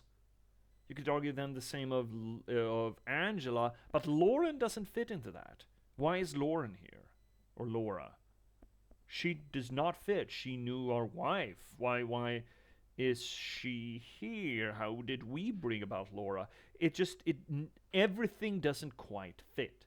I personally don't mind that shit, because that leads me to believe that there are parts that I do not understand, that I cannot grasp, which adds to the mystery of it. And I do not mind a narrative that doesn't just start as a mystery, but also ends as a mystery. I understand that some people are frustrated by that. I am most certainly not. But it does seem to, as you mentioned there, Catscats, you call it hell more often now. Interesting. Understand hell not as the Christian perspective of it, but rather a place of punishment and self-reflection. I don't know if there's a good word for it that isn't Abrahamic. I could call it Sheol, but Sheol doesn't have the punishment association to it. Nor does Hades, really. No other afterlife in any mythology has been as clear-cut as a place of punishment for being a bad boy or girl, person, as hell. Most of them were a matter of you end up where you belong. Not as a condemnation, just statement of fact, really. Not even hell in Norse mythology, hell with one L, hell. Or Hella, as it's usually translated into the English, just to separate it from the Christian version. Does that. Even though it was the unwanted afterlife for a lot of the Norsedom, it wasn't a place of punishment. It was a place, if anything, of boredom and maybe monstrosities, but it wasn't necessarily a hostile place, per se. So this notion of a transdimensional cosmological place that you, and this is a Dante-esque notion, that you put yourself into because you feel that you deserve it. I don't know a better way of shorthanding that than hell. Purgatory. Purgatory is not quite the same. It depends on, it depends on what you define as purgatory. Purgatory, you could argue that, considering the whole point is kind of James to get better, and hell is not, at least in the Dante version of it, which a lot of psychoanalysis is based on, the whole idea of descent into the psychological framework of a person, sort of mimics the stratas of the afterlife, according to Dante. So I suppose, if you read Dante's Purgatorium, you will realize that purgatory is not any less fucked up than hell was. Not really. Purgatory was plenty fucked. It's just that, as opposed to you were put there for all eternity to suffer for the sins that you admit to, key component of Dante's hell, by the way. Purgatory is, we done fucked up, but we want to get better. There was another word. I can't seem to remember. Maybe he forgives himself. Then is purgatory potentially. Yeah, yeah. But then again, separating hell from purgatory is a very Christian idea as well. I think the shorthand of hell, it doesn't necessarily fit better. But then again, we're almost exclusively arguing Dante's hell here. And before Dante or Milton, there wasn't a lot of concise, there were no canonized, concise ideas of what hell actually was. Turns out that hell is not mentioned a lot in the Bible. Hell, as we understand it in a modern context, that is a fundamental key part of mostly Christian, but to some extent Abrahamic lore, is a fairly modern conception. Since the past, 400 years, 500 years. Hi, Cryptics! Welcome in, buddy! So, I mean, then we're getting into the whole, what is it we call it? Epistemology? What came first, sort of thing. And that's neither here nor there when it comes to mythology, really, considering it's meant to evolve, kind of thing. But yeah, it almost does seem like these are ships passing in the night that have all put themselves here for one reason or another. And Eddie is just another one that sort of, rubs up on us every once in a while. Because, again, it's limited real estate kind of thing. Okay, but from a storytelling perspective, now we're talking a cosmology perspective, right? From a storytelling perspective, what's the point of adding Eddie? Or Angela? Or even fucking Laura? Laura is an outlier. Laura's fucking weird. But both Angela and Eddie have trauma. They seem to have done things. They have something which we are led to understand and read as problematic behavior. They're a little bit fucked up. They're a little weird. They're a little fucked in the head. Alright? They are a little bit scary. So why put him here? They are not part of James's trials and tribulations here. They're not part of James's journey. And yet they're here. Seeming to suggest again that Silent Hill is an actual place that pulls you in. And that other people are also pulled in. But why specifically them? From a narratological perspective, they're supposed to... The story is not about them per se. They do have some sort of catharsis, I believe, but it is not their story. It's not Eddie's story. It's not Angela's story. So why add them at all? Well, from a narratological perspective, you would add them to infer things about James. They are supposed to add things as we understand James. So what do their existence, their depictions, tell us about James? Well, Eddie here seems to be, he blames everyone else for whatever happens. He rationalizes his violent tendencies after the fact. And he seems to be murderous. And it seems to be a habit of his to be. Angela has mommy issues. She has self-harm tendencies. Maybe a little bit of a murder streak in her too. Just a maybe. I think there's a little bit of arson indication later. So both of these beings have done bad things. Eddie, presumably, has shot and, murdered people. Maybe a serial killer for all we know. Kind of seems to fit the bill. Angela, I think the indication, spoilers, is that she killed her mother. She set fire to her mother's home. For good reasons. There seems to be some sort of an abuse situation there, but still, she did it. And she drags that trauma along with her. So maybe the inclusion of Eddie and Angela in Silent Hill 2 are just to make us say that, the people in here, stuck in here with us, kind of fucking suck. They're kind of fucking scary. Are we supposed to be as scary as they are? I think that's the implication that the game kind of going for here. They want us to associate Eddie and Angela with James.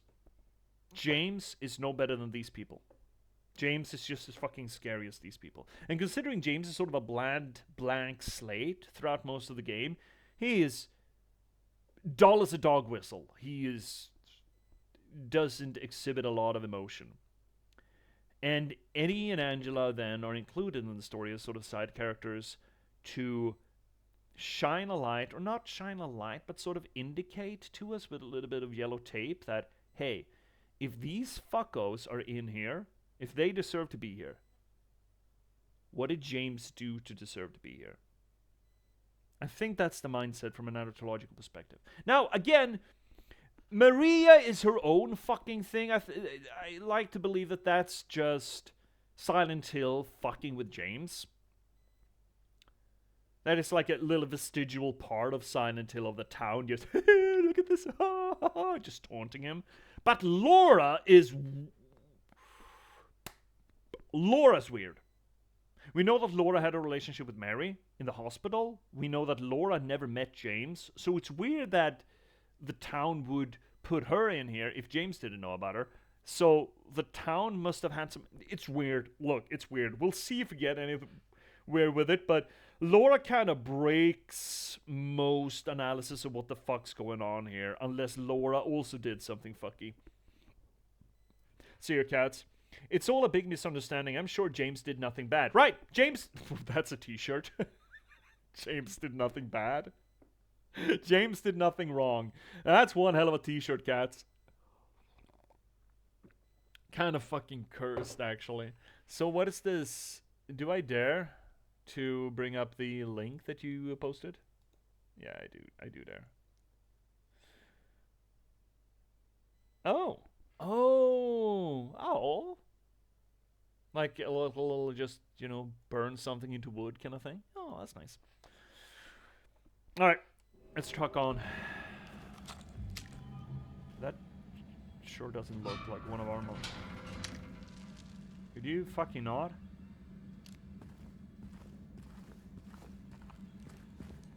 Can game just stop fucking trying to scare me, please?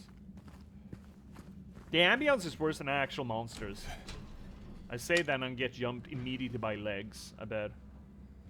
Can I get a fucking map of this place? Oh, safe spot. Great. Well, that's ominous. That's kind of fucked. Ah, shit.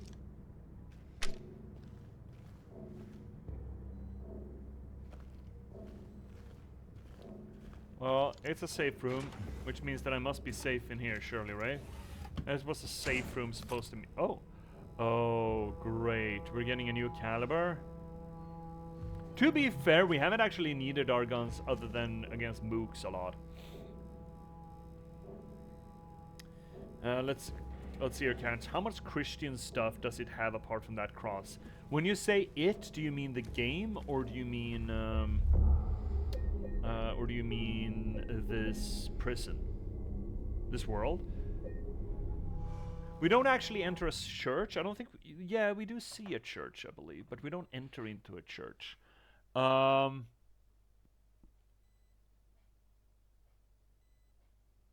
There's the witch thing, the witch trial association that we have with the lady's light, or the Lady of Light. That's supposed to be across the lake. Other than that, I don't think there are a lot of overt Christian symbolism.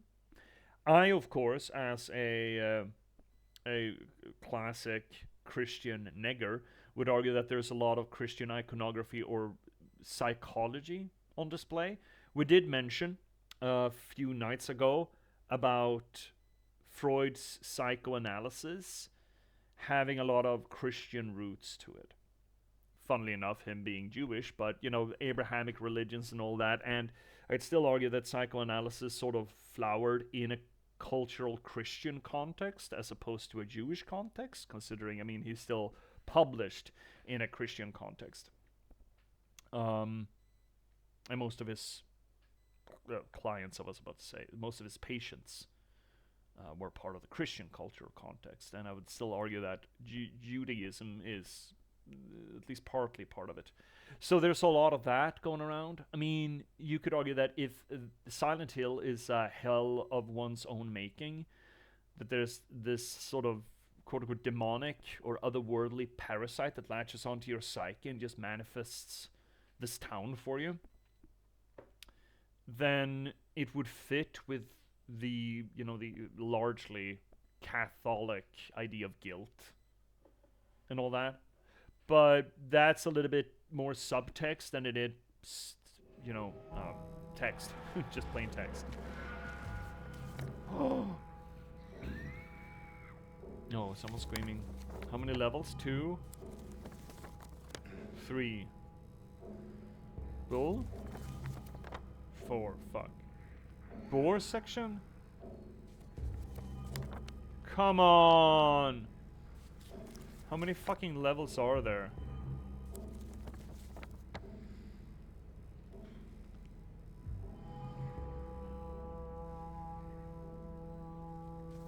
Well, you know. Oh, well, that's not cursed at all. Not cursed at all, friends. They still haven't found him. Since he had the cabinet key, we should assume one of the prisoners got his hands on it. Get the spare from the visitor's checkpoint and secure the rifle before it falls into the wrong hands. Like me. So 4, I think it was like 5 or something. Rifle. Big rifle. I don't think I used that a lot in the original game. I think there were more than 4. So we have, I think the main floor has like, there are like 2 wings. Yeah, 2 wings to each floor, kinda. Yeah, that's what I'm seeing. Okay. And then we have a basement. God, fuck. Okay, so what? There's a basement. There's an upper story.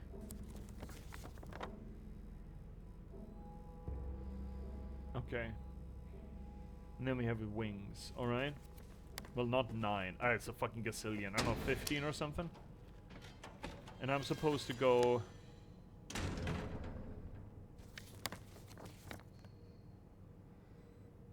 south of the first one. So that way. Let's take a little peek-see elsewhere first. Oh, shit. Oh, I'm hearing fucking skiddly-doos in there. Oh, it's locked. Great. Fantastic.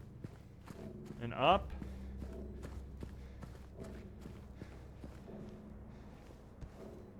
That's a chapel.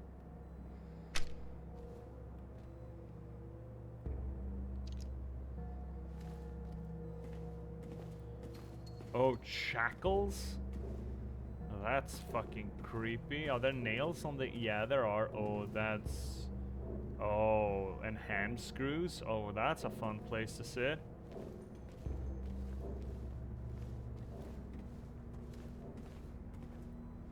Yeah. Penitent. Rejoice.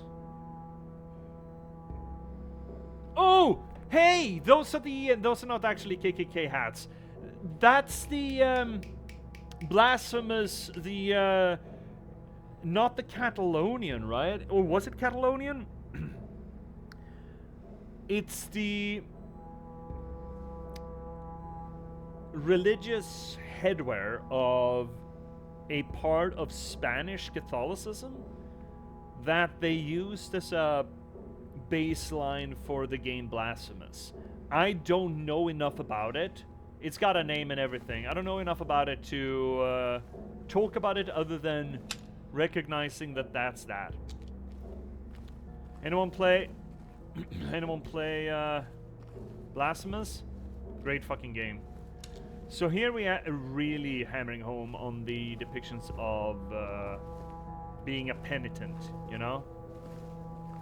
Having to... Oh. You go down? Door?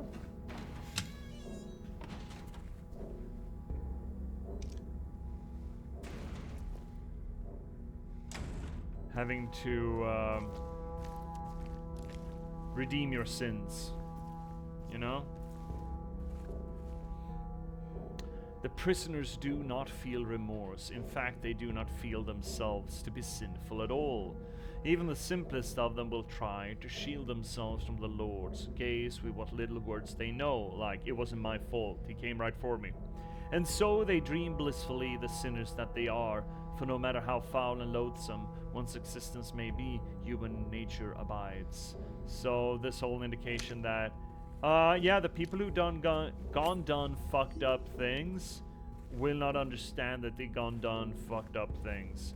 And hypothetically, it's our responsibility to make them understand that. It is Silent Hill's job to make James understand that he done fucked up. And until he understands that, he's gonna hang out. The heaviest weight. So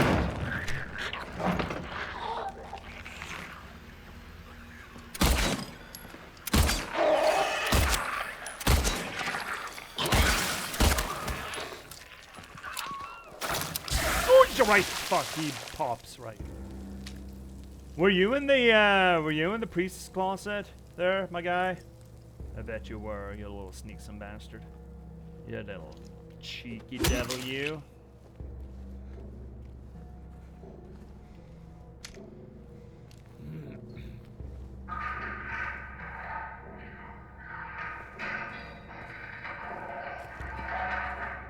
Could you fucking not, sir?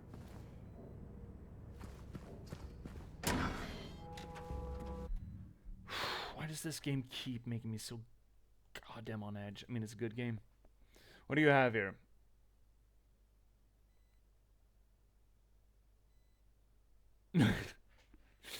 If I did not know about God and sin, would I go to hell? Priest goes, no, not if you did not know. Then why the fuck would you tell me that?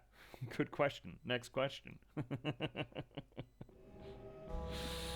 Oh no, an automod keeps kicking in. Fuck off. Bot, my guy, McGee.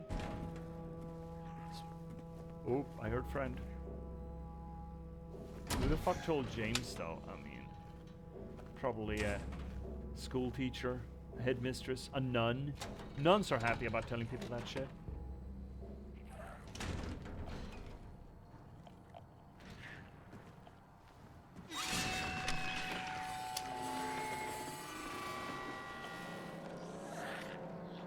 Do we want to go? Where are you, bud?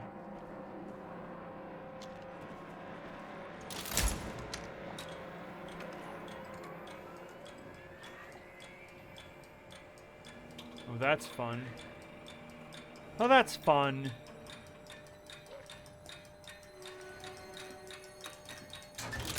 A timer on the lights? Okay, so why do I care? Bull door.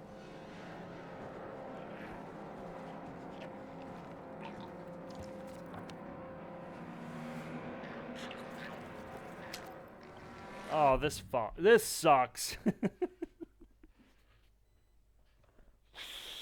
Oh.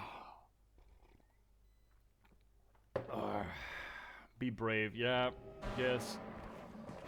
You got this. Well, thanks. That's Hebrew text, though. That's interesting. Oh, a little stretchy. Just to limber us up ahead of this. And a hydrate? Yeah, that's probably a good idea. Got it just ahead of an ad break. I'm gonna run the ads. If you're missing stretchies or drinkies, tough. Cheers, number one.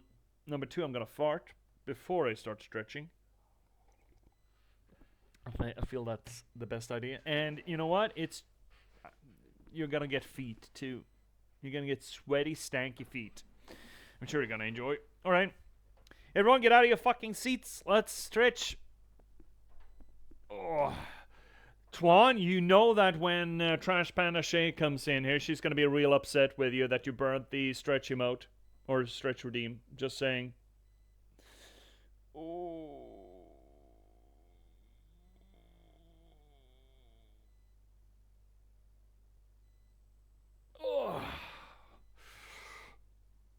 Oh. Oh, yeah, hi. Oh, hello there. Oh. Hello there, pectorals. Is that the pectorals? I don't even know what they're fucking called, man. She'll be fine. Oh yeah, she'll just be upset as spaghetti. She'll come in here and scream, "Who got my redeem?" And I'm gonna point fingers, dude. I'm gonna point fingers so fucking hard. Pecs is your boobies. Oh, it's the dorsals, right? Those are the ones along the back, right? Yeah, they are. The dorsals, I'm pretty sure. Because we're supposed to have a fin. Because we're just fish. Like Hank Green said, we're just fish. In actuality, we just brought the ocean with us. We made our skin waterproof, kinda, and brought the ocean along for the ride. Hey, yo, snitches get stitches. You know what? Funnily enough, Twan, as a teacher, I found that it's only guilty people who say that. Guilty people who do not want to be held accountable for their actions. Twan, don't be an Eddie. I think this entire game tells you to don't be an Eddie, alright?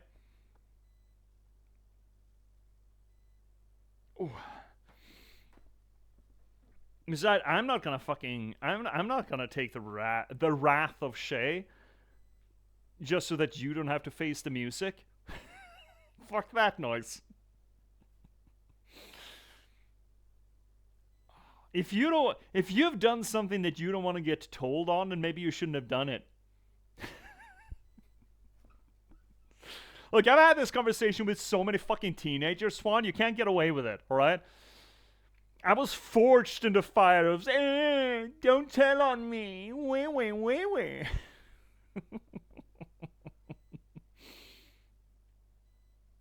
Ooh. Alright, let's get some glutes in here. Alright. Also, this is the feet moment. For a second. Before it goes out of camera. Oh. The irony is I put away guilty people, but there we go. Yeah. And immediately, when the guilt comes turning around, slowly pivoting and looking at you like, snitches get stitches. Oh. Ow. Okay, next one. Ow, fuck me. Swinging. And support for the heel, so I don't pull my Achilles again, because that really hecked me up. Oh, ooh, that ass needed some stretching for sure. Ooh. Ow. Fuck, yes. Alright, last one. Stand up straight. Straight legs. Bend over. Make a prison joke. Step on your hands. Arc your back. And pull. Oh, this is really good for your shoulders. Oh, shoulder blades specifically. Oh, especially if you've been at a computer for a while. Oh, it's good. All right. Have we sufficiently primed ourselves for scary, scary, scream, scream? Maybe we should go save. You know what? I like that. I like that idea. Let's go save.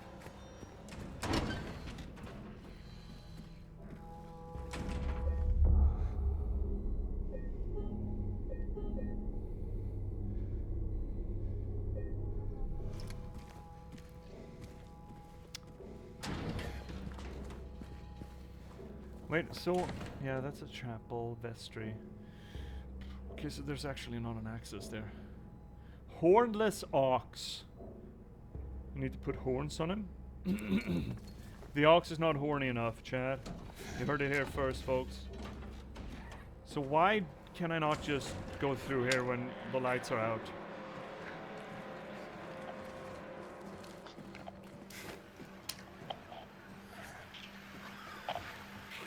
Hey, buddy.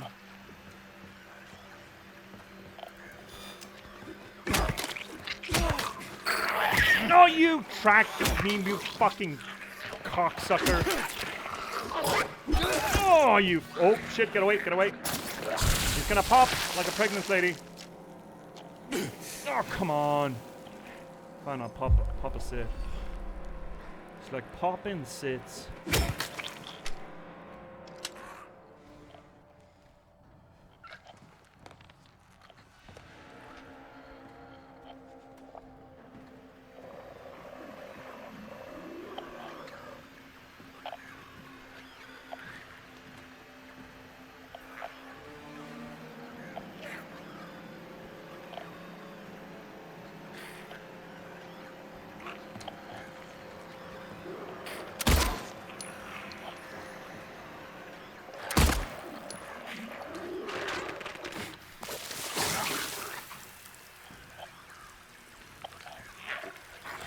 Oh. Oh, okay, well, fuck you.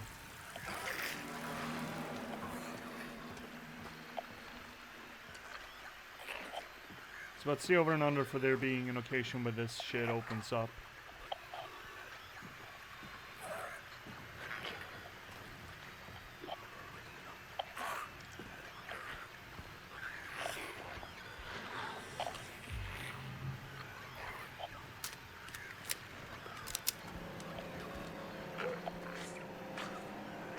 This cell is to be cleaned up by Tuesday. Make sure you get the cons to do it by then.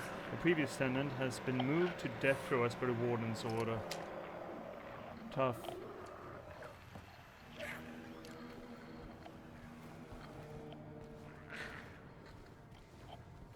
Wasn't there something in here? Maybe there wasn't.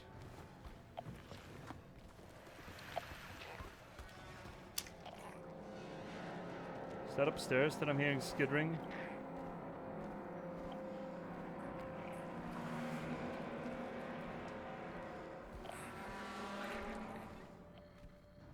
Don't like this place, man. Is that a safe spot? Here? Oh, that's a down. Oh, great. Basement access. Fucking love that shit.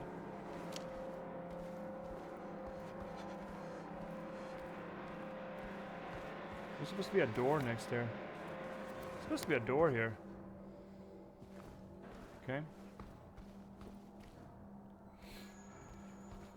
Why would I turn on the lights if it's timed, you know?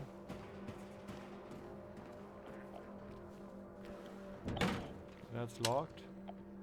Oh, that's not a safe spot.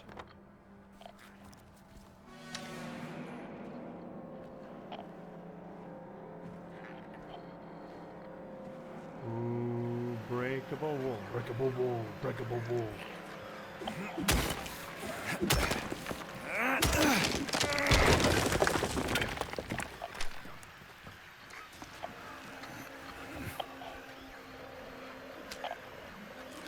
Hi, leggies.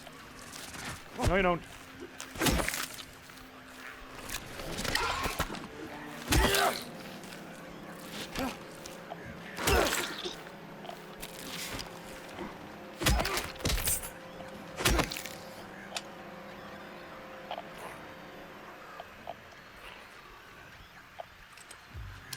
How many blew up? One shell? Alright, well, I'll take it. Mr. Upsetty Spaghetti back there can keep upsetting himself. Don't care. Mr. Boar. It is interesting that the text is in Hebrew. Would someone wanna translate that? Can I employ chat to do some scholarly work for us? Should just be a Google search away, hypothetically.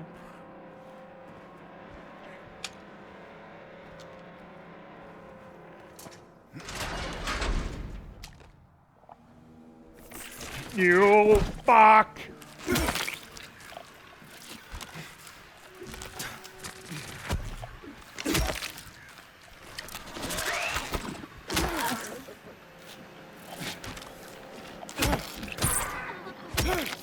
My favorite, least favorite enemy in the game.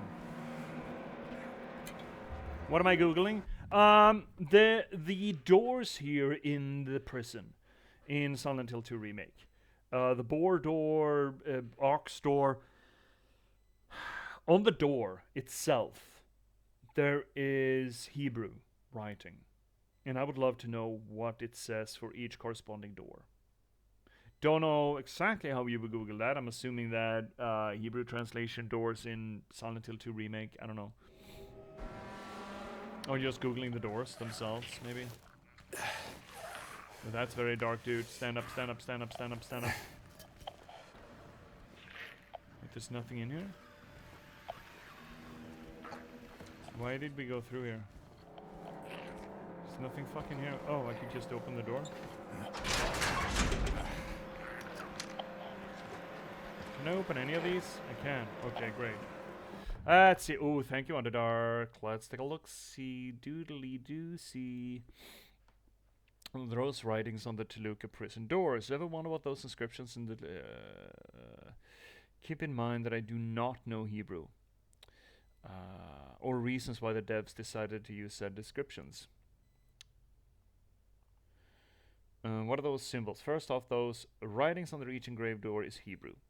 We knew that.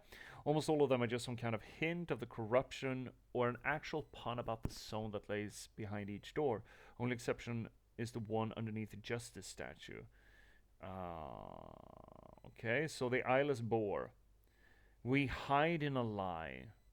Okay. That scans. Not accepting blame, so we lie to ourselves. That scans. The hornless ox. And all the horns of the wicked I will destroy. So the means to perpetuate harm for the wicked will be removed. Okay. Then we have a headless snake. Because you did it, damn you. Because you did it, damn you. Feeds into... Do you remember the first puzzle we had in the apartment building? Where there was a man and a woman, a sword and a grave. And then there was a flower and a snake. And we had an opportunity to blame the snake. So the snake would have been the scapegoat then. Who we blame for the harm and the evil that we do. Then we have a wingless dove. I will fly and sleep. I will fly and live. A wingless dove seems to be an indication of our victims. Then we have the justice statue. Many tickle parson. Numbered, weighted, divided. So weighted and sorted. You have been calculated, checked, weighed, and found wanting. Yeah, that's good. That's good. I like found wanting. Boar door is bad.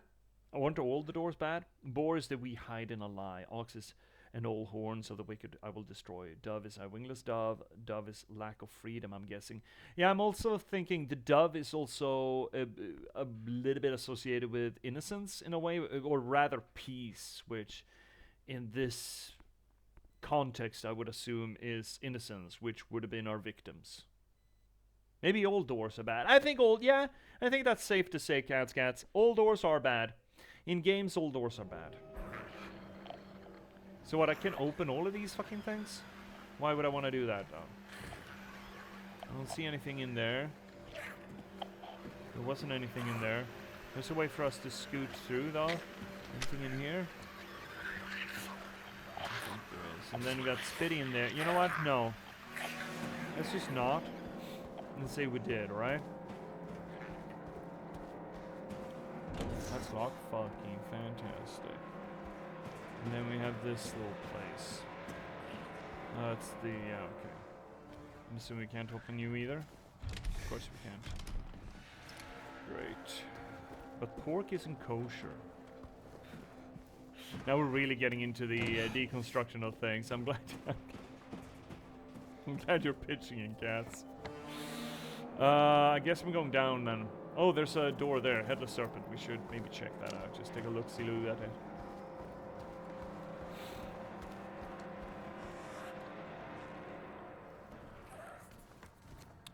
So write it down. So the only door we can really take is, well, the yard. We could check the yard, I suppose. stay away from doors. I think that's safe from now on. If gaming has taught us anything, it's that... Oh, shit. I did... Oh, weird. I did not think that this place was going to be open to us. It feels to me like a boss room, but the bosses haven't been that bad, actually. Oh. Oh.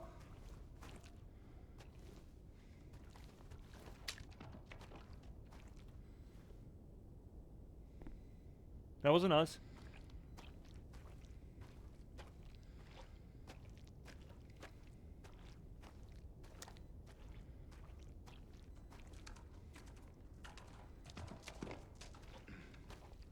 Fuck you. Fuck you, game. I hate that. That's very good. I hate that. Stop doing that.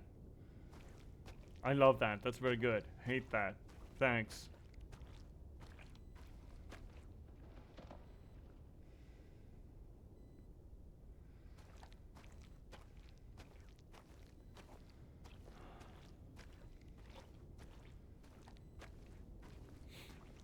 Oh, shit. Hi. All right. Could you fucking not? Oh, god damn it. Yes, Gorse. Just Gorse. Horse. Ghost horsey. Gorse. Gorsty. Just Gorsty. Just clopping around. Freaking me the fuck out. Bоже moj.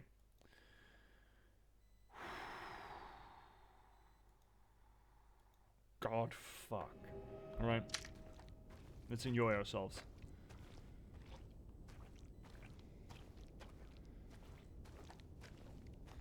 There is gonna be a boss here, if I don't misremember.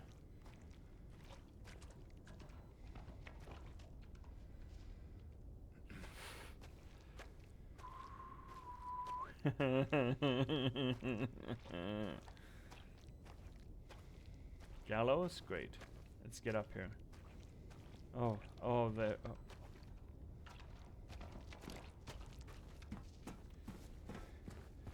Can't get me now, fucko! That's gonna be a lever, I'm assuming. Alright, gallows, gallows 1, and gallows 2, and a gallows 3. Can I get 1 gallows? Can I get 2 Fucking stop! Okay, so we're gonna have puzzle time. And here we have... Oh, so the executioner's all Pyramid Head. Which is a little bit... Stop it. A little bit weird. It's, again, with being... I mean, unclear as the cosmology of things. Pyramid Head has been strongly associated to being some sort of refraction of James, right? But now we're getting an indication that the Pyramid Head is a fundamental part of the cosmology of Silent Hill, which the first movie fed into, which is unfortunate. I don't know, has anyone else played the rest of the Silent Hill games, like 3, The Room, and onwards? Did Pyramid Head ever return? Pull ye but once on a rope's frayed end. Choose the one justified from among the damned. Seek out their tales, think upon each sin, or let blind fate choose. Let the judgment begin. So we're supposed to pick one of these 6 gallows. 6 fates. One of them deserves to die.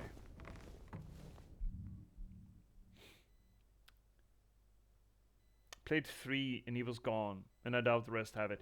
I hope not, because again, it's this benefit detriment of making the heaviest weight. Oh yeah, pull that off. Yeah, just tug it off, man. It's gonna be great. Oh yeah. Justice, Lady Justice. And here we have, oh, the weights, great. And weight, great. And we have have 4 different thingamabobbly doodles. And then we're supposed to put the weights there. We are still lacking 4 weights. But we only have 4 different things, right? Not 6. God, fuck you! Okay, we're getting out of here. Fuck this place. It pops in Homecoming, Arcade, and Book of Memories. Have you seen the new Silent Hill movie? No, I haven't. It was pretty bad. I heard that, I mean, I like the original Silent Hill movie. I heard that the second was also alright. I thought I heard good things about the latest one. Is that the third one? Appears as a joke ending in Downpour. Well, we don't count the joke endings. I'm sorry, but I just don't. I just can't take them seriously. Okay, so we're supposed to go basement. Big basement vibes. Fucking enjoyable. Delightful. Look at this place. Another staircase down. Oh, James, you need to find a new hobby, man. Wait.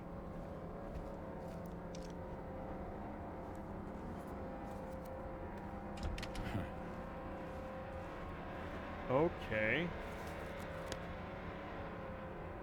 Well, in that case... Do we open those doors with the weights? Is that what... Wait, okay. So we open the doors with the Lady of Justice. We put specific weights on the scale to open specific doors. Is that what we're doing? Not sure how many movies are out now, but he was in the last movie for sure. I mean, he was in the first movie. The movies have already backed away from the meaning of Pyramid Head, which I'm not gonna say it's fine, but it is what it is, you know? Let's try that then. So what, we're putting... Horse? Fuck off, please. I beg you.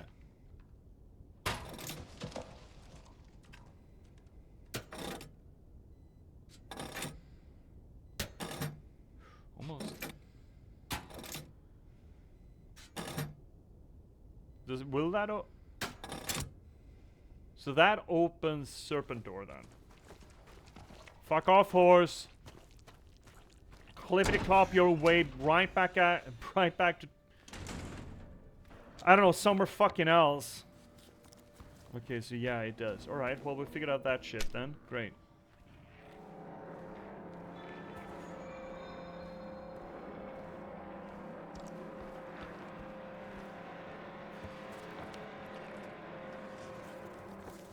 Where's Serpent? That's Serpent. Great. Are you free, or is that just the locked up friend?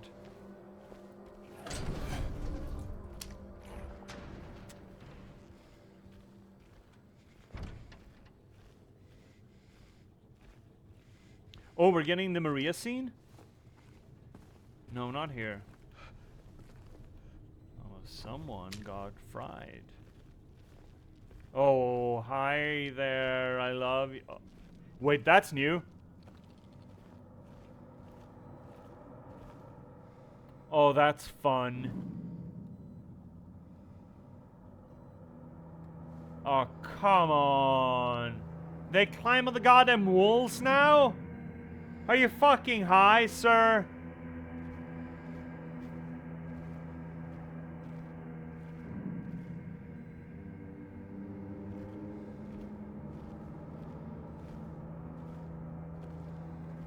Come on!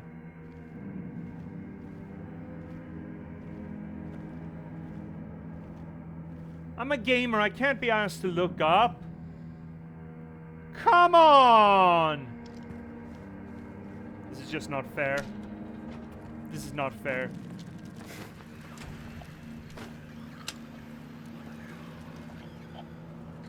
He's not in here with me. I'm in here with you.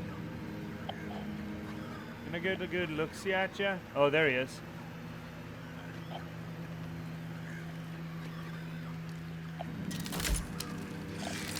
I wanna see. There he is. Oh. Oh. Oh, no. I hate that so much.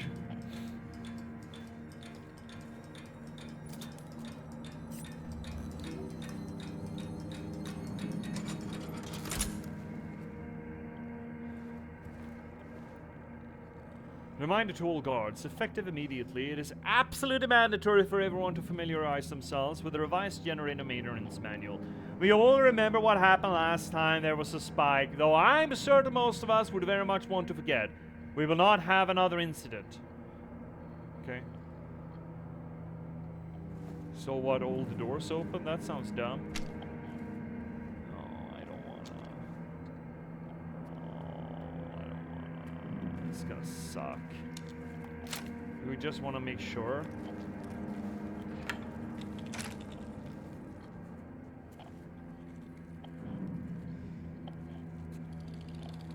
Oh, stop making noises at. Oh, that's bad. I don't like that.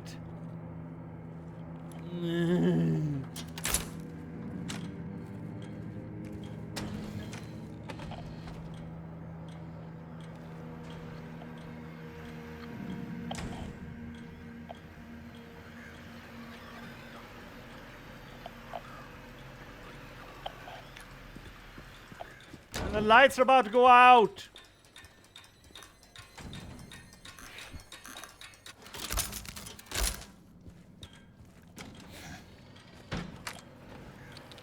Oh. Oh, that's bad.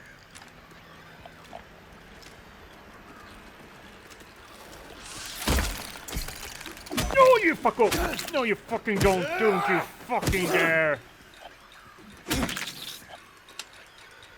Why is the radio still sounding?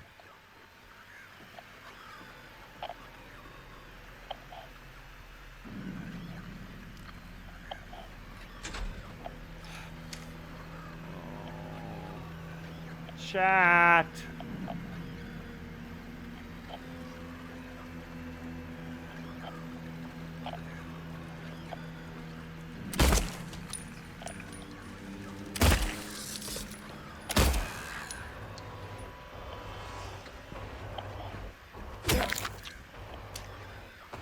Radio's still on.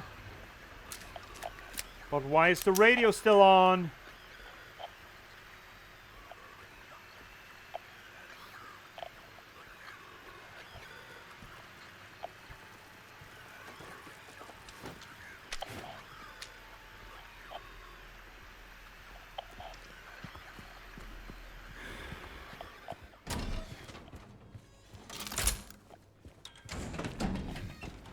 I don't know if this is worse.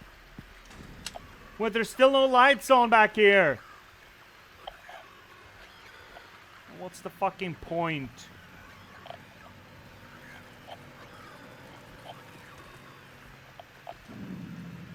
What is the point of me shitting my britches?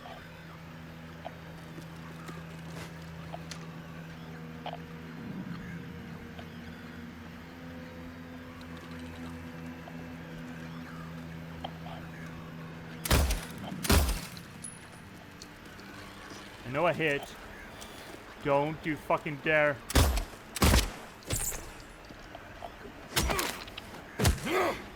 Why is the radio still on? Chat, this shit isn't fair, man. This shit isn't fair, man. I'm just a little guy. Look, I'm just a little guy. Oh.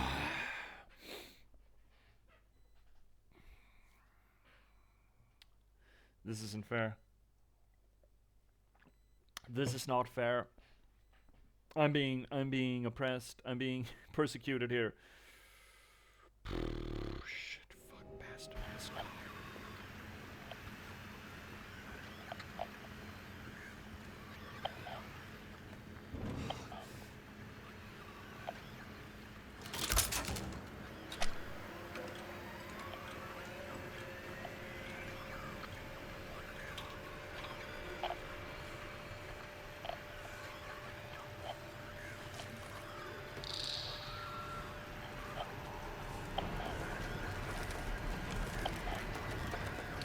Oh, you.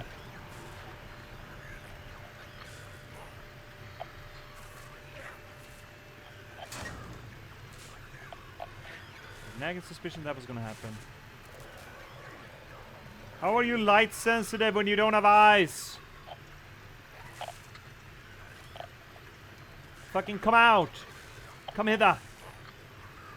How many are they? 1, 2. Oh!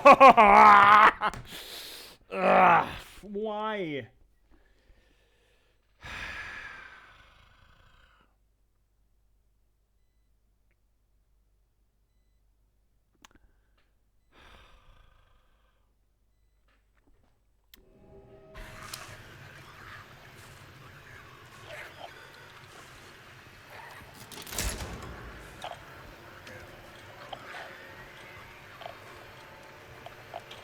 There's one spitter. Oh. No, missed him. No, missed him still. I hit him.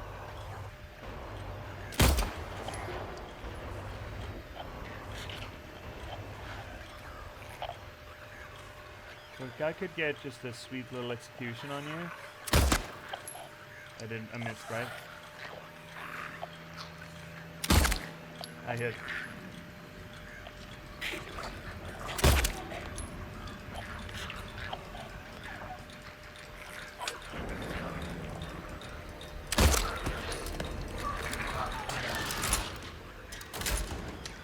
Radio's still fucking with me.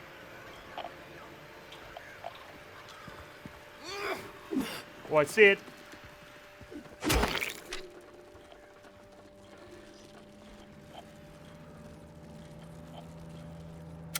more than that one. I know there's more than that one.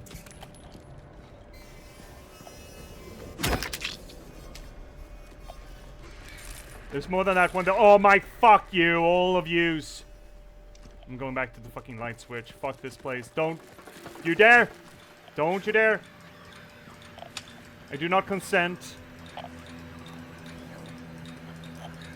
Yeah, you flip your lid. I'm gonna flip you again.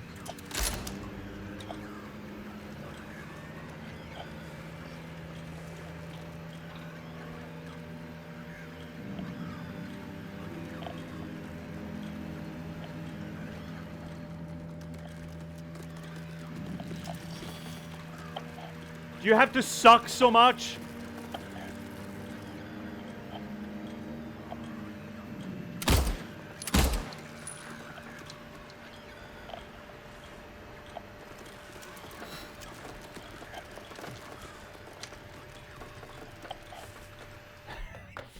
Fuck this place.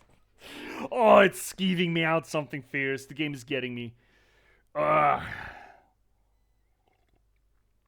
You know what I'm gonna go? I'm gonna go fetch myself a little drinky glass because fuck this noise. I need lubrication. My soul needs to be lubricated, chat.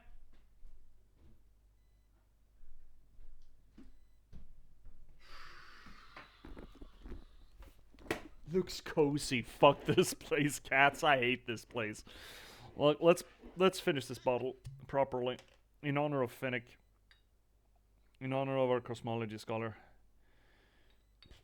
Not quite. It's almost there.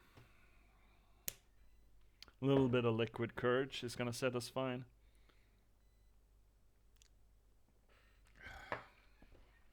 Oof. That's good rum, right? I did nail a few shots. I know that.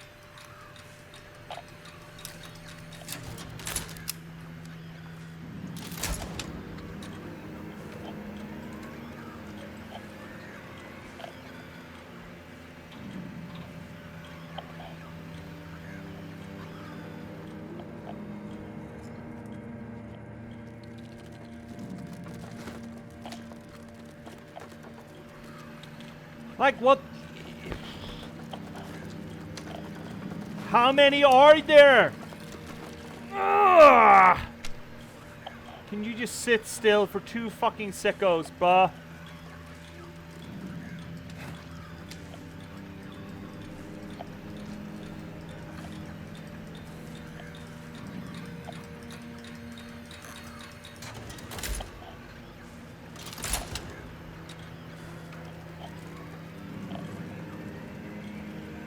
can't can I? Oh, oh. Oh, here we go. Instead of stick.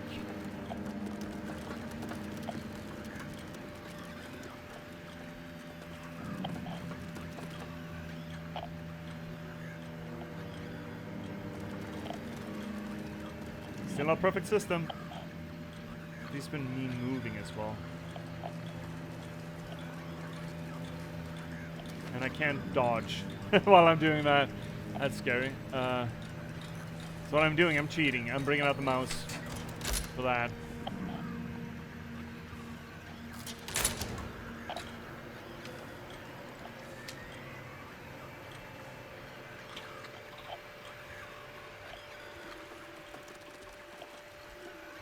It is not perfect system because I can't dodge right now.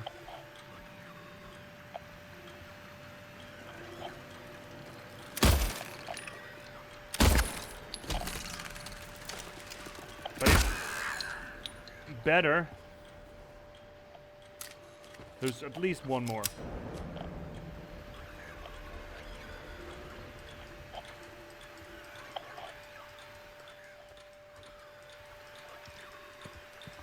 Yeah, where are you, you shit whistle?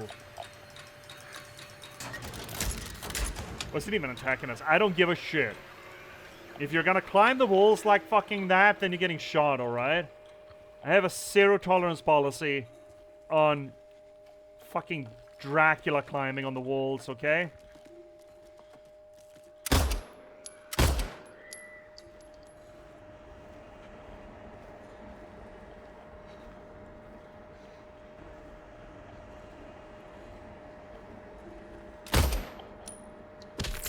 Wow.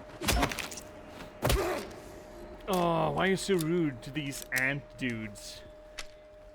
Okay, 2 pairs of legs sewn together shouldn't be able to climb the goddamn walls, alright?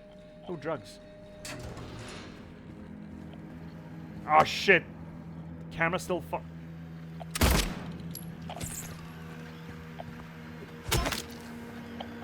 We're still not done?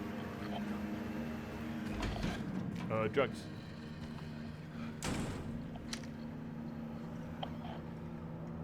How many fuckers are there?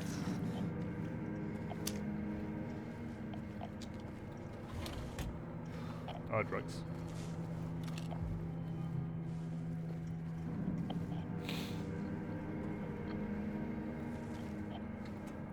Safe spot?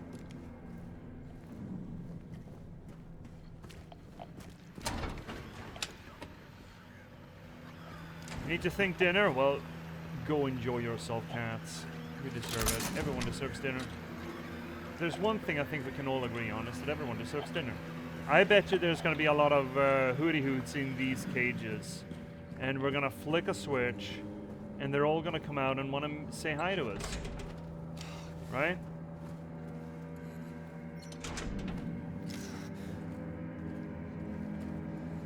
That's not the one that we shot. That's a nurse, too. Oh, this is going to be delightful.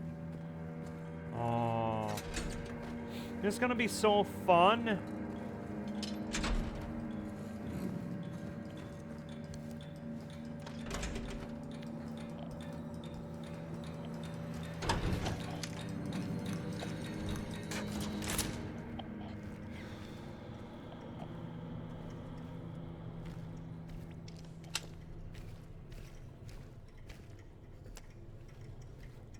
It's nice of them to provide me with a save spot right here. Oh, shit.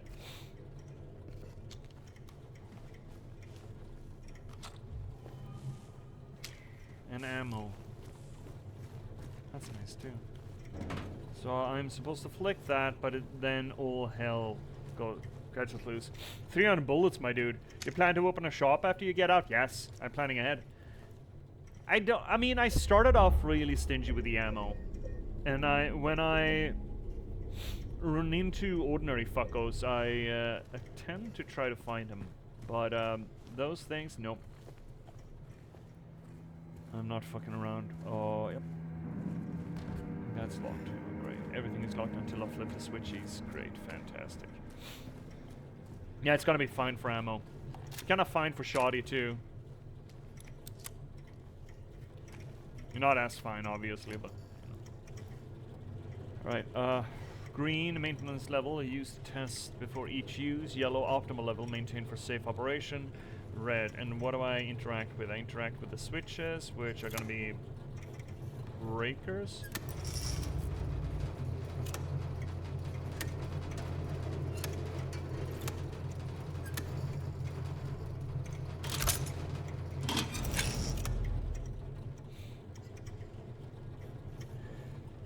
Am I supposed to turn it red?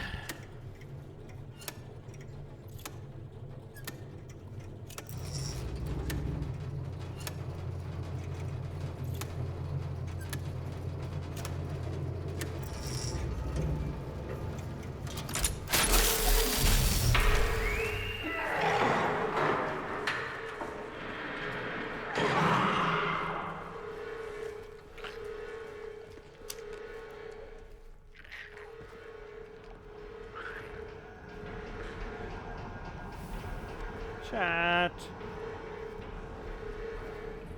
Why did I do that? I mean, I know why I did that. For a bunch of dumb fucking reasons.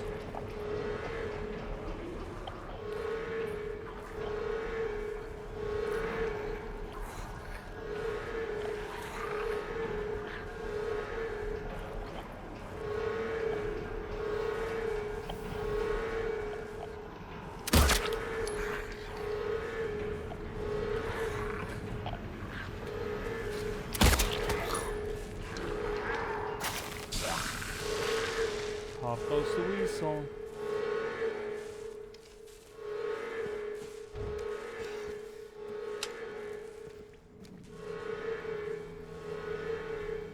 So if this is just one of the many areas that we're gonna have to get through here, I'm gonna be an unhappy panda for the foreseeable future. Oh, that's another weight? Great.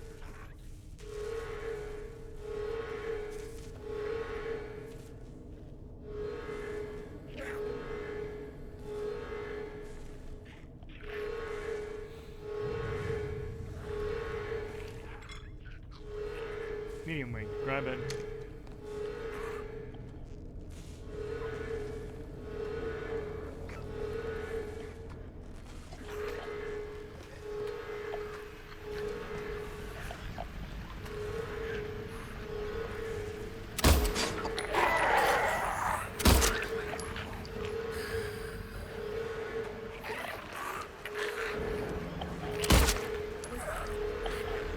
Now you're gonna come in here. You know what? I don't need to shoot you.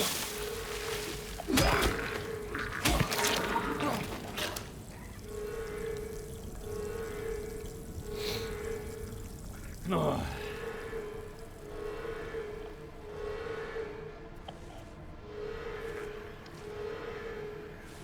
That's not gonna work. No, nothing fucking works now.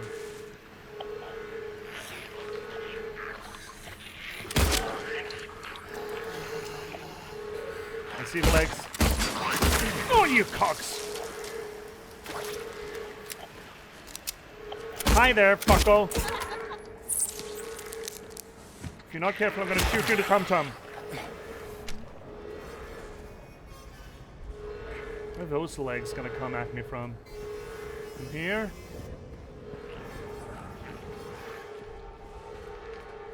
Coming in this way? You fucking shit whistle.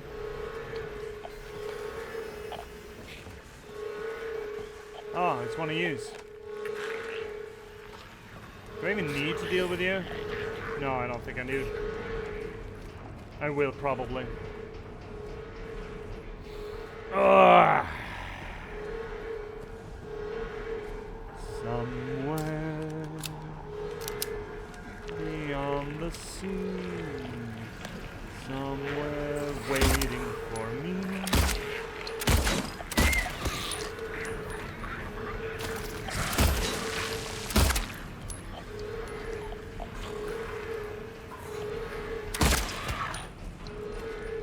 You're gonna pop like a sit. You gonna pop? Oh, hi there, legs. No! Fucking legs. Just gonna be sneaking around the corner here, trying to get a jump on me. Hi there.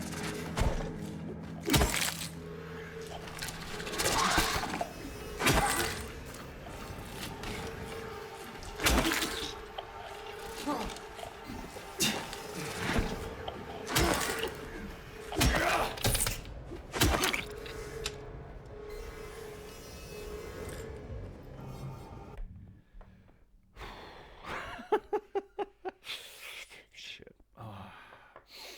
Cheers. Oh, it's such good rum. Such good rum.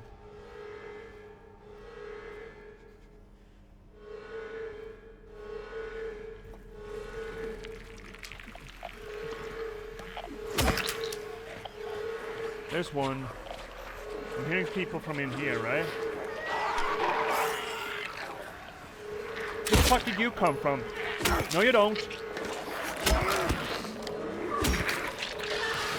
How did you squeeze through here? Are they respawning?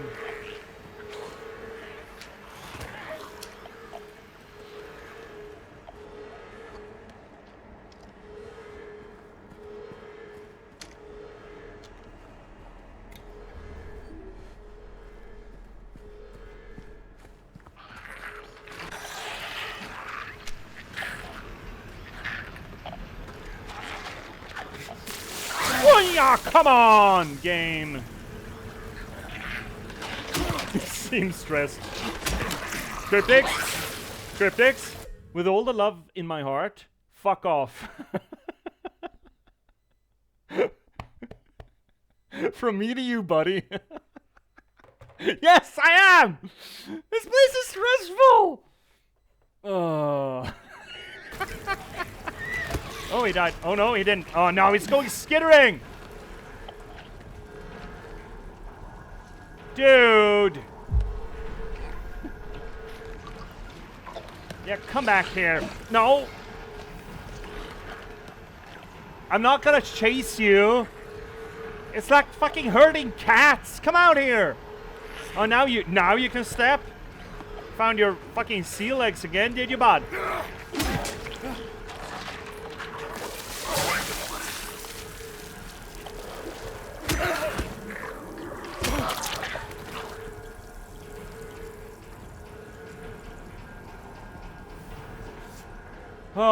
Oh, great photo. We will be together soon. Yeah. Sure, family photo. It's a friendly little fucking photo. I'm expecting there to be legs around every goddamn corner here.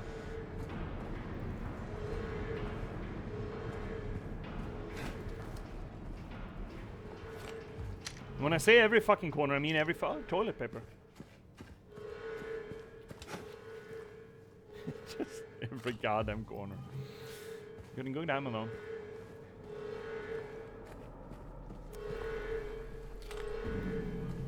This is a bad idea. How long stream today? Good question, cats. What time is it? It's a little to 9. I mean, at least for the 4 hours. I want to go for at least another hour. Do you have time to cook? What, like, do overtime or actually make dinner for myself? Because, number one, I mean, technically, I shouldn't. No, let's say no.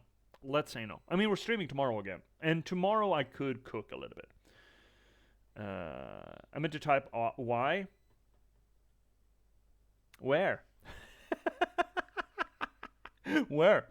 Where's the eye supposed to go? Do you have time to cook? Or cookie? Never mind. Number 2, no, I ate already today. It's gonna be a mistake. Right?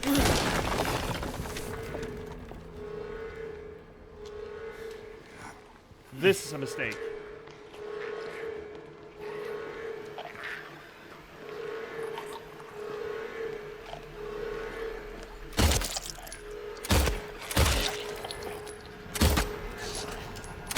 Fuck!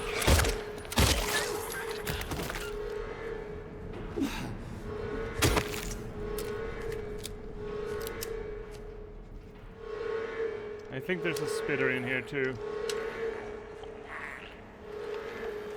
Oh, he's fucking gunning for us. Go right, they fucking pop right sits. Gosh, shit.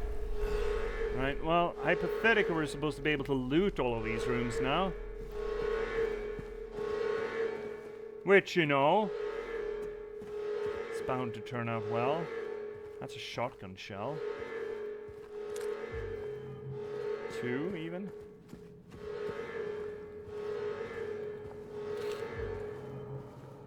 Four blowout.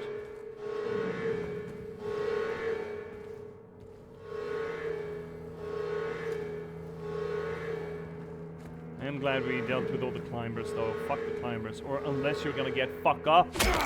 I didn't think so. Dumbass. Alright, maybe this is why we wanted to do this. Maybe we'll actually loot the rest of the chambers first. I'm not gonna miss an opportunity to beat those fuckos. Some shotties? Good shotty. I'm kinda hearing some noises. Oh! Photo! Look at this photograph! 4 months to go. 4 months to go. Until you die? Until you don't have to be in the bed anymore? Until you're all better? What is that noise? Who is that noise from? Out the way we came? Well, we looted all of these rooms, but there's this one left. Hypothetically, this is gonna be good. At least there's the hope.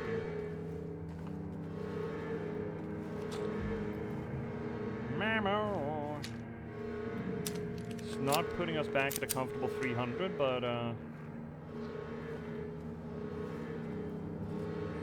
Toluca, execution, DR88 report, prisoner E662, age 23, male. Method electrocution, witnesses 0. Note to medical staff, during last night's execution, the prisoner, assumed to have been disabled, simply stood up and approached the chair without any assistance. From now on, take utmost care when reviewing the prisoner's medical history. Guards need to be made aware how capable the prisoners are in order to avoid any incident. That's one hell of a power move. That's one hell of a power move to just... having spent an amount of time in prison, being in a wheelchair, and then as your very last act is standing up and walking on your own. That is a big fuck you to the prison guards. Ooh, owl ammo. And that is the key to the armory, right? That's gonna give us the rifle. Good that we went back here then.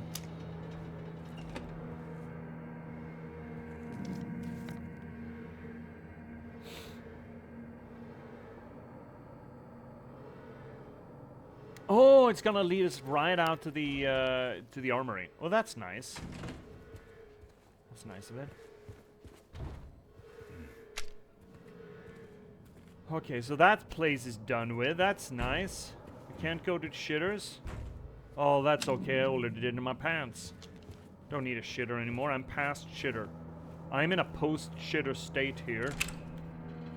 Sure, that's not gonna be good for my viewers, or viewership, but here I am, proud and brown panted.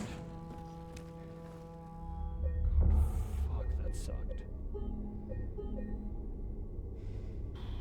I hated that. Alright, well, let's enjoy our spoils for 2 seconds, shall we? Boomstick. This is the same rifle they use in Fallout, right? Fallout 3, 4, 5? Or Fallout 3 and 4? Isn't it? I think it fucking is. Ammo! 2 shotty shells. And how many owls? 4! Just load them in. Yeah, crack them in there.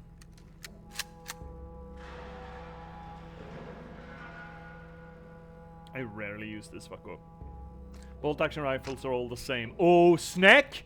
Snack, you're still in here? Snack, snack, snack, snack, snack. We had a gauntlet thrown here. I mean, I'm no one to say not. To me, yeah, sure. I suppose. I don't know any better. I'd agree with you there, cats. Just feels like the bolt action there looked very similar, right? Stock. But yeah, sure. I mean, scans to me. Alright, so we did the serpent. We need to do the dove, the ox, and the boar. We have 4 more areas to go. Fuck this noise. And also, were we not supposed to read into some poor smuck's history here?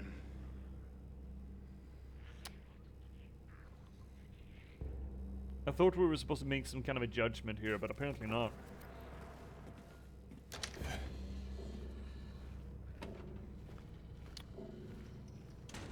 So through cell block A again. Here's something up here. Are you telling me these fuckos revived? I already throw a glove at everyone that doesn't like immigrants.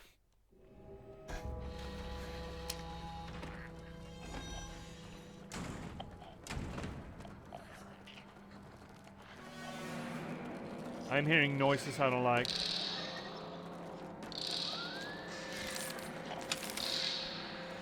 You...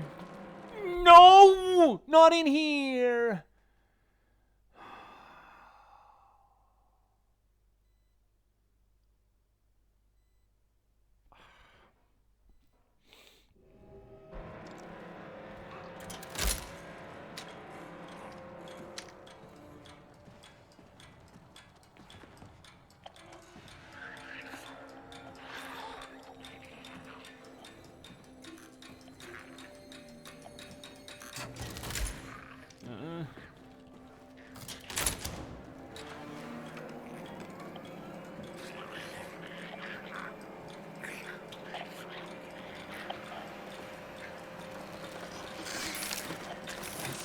Off, you son of a fuck!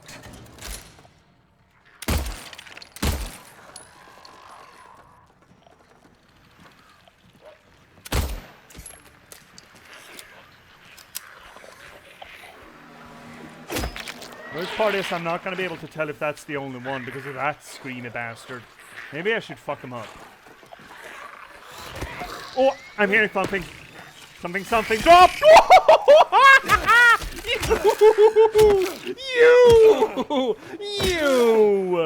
You! Ah!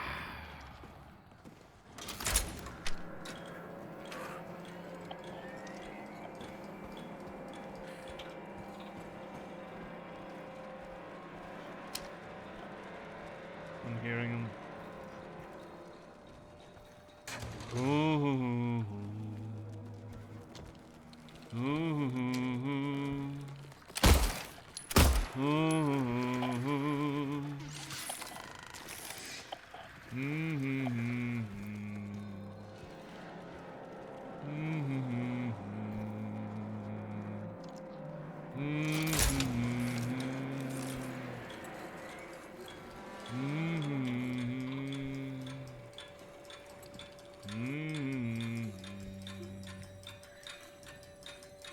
Ever since you've gone, I've been lost in this place.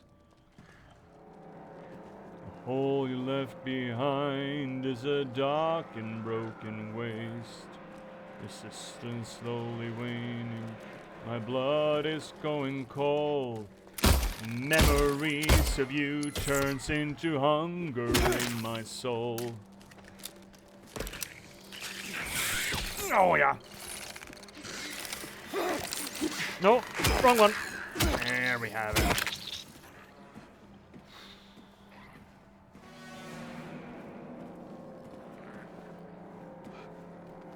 And all I'd like to do is leave, but I can seem...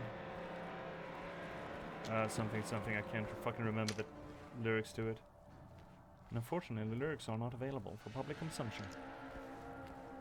Right, well, Oh god, this place sucks. God. Minus fight all the gun nuts. Just throw down, yeah. That's fine, it's next job.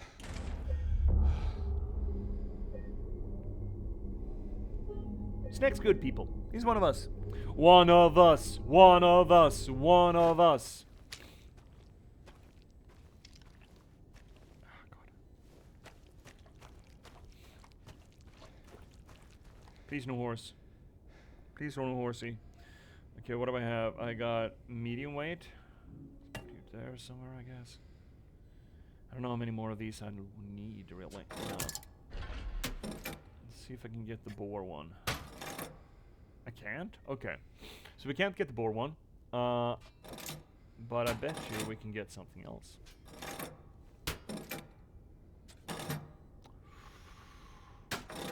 Perfect! We got ox! Now let's run away before Horsey finds out that we're here. What's that noise? Oh, come on! Where's the ox? Boar. Was it ox or boar? It's ox. Okay, great. So the staircase up. Are we just gonna run? We're just gonna run, chat?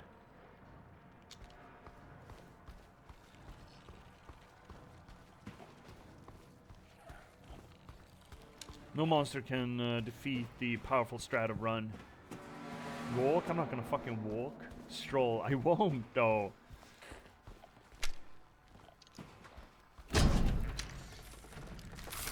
Oh, what? What? What? What? What?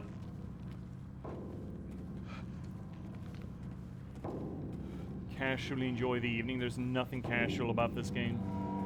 Unless you do it NG+, because then you get a fucking chainsaw. No. Wait, this isn't better? I thought being above them would be better, but it's not better. Why is this not better?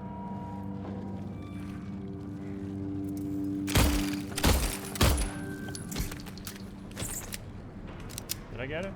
Yeah.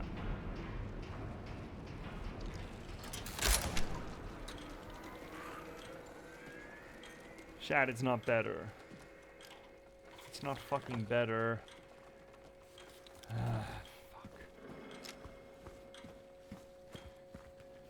Yeah, that's locked, sure.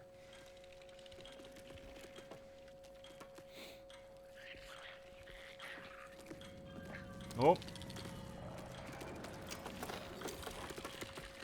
Oh, no, you fucking don't.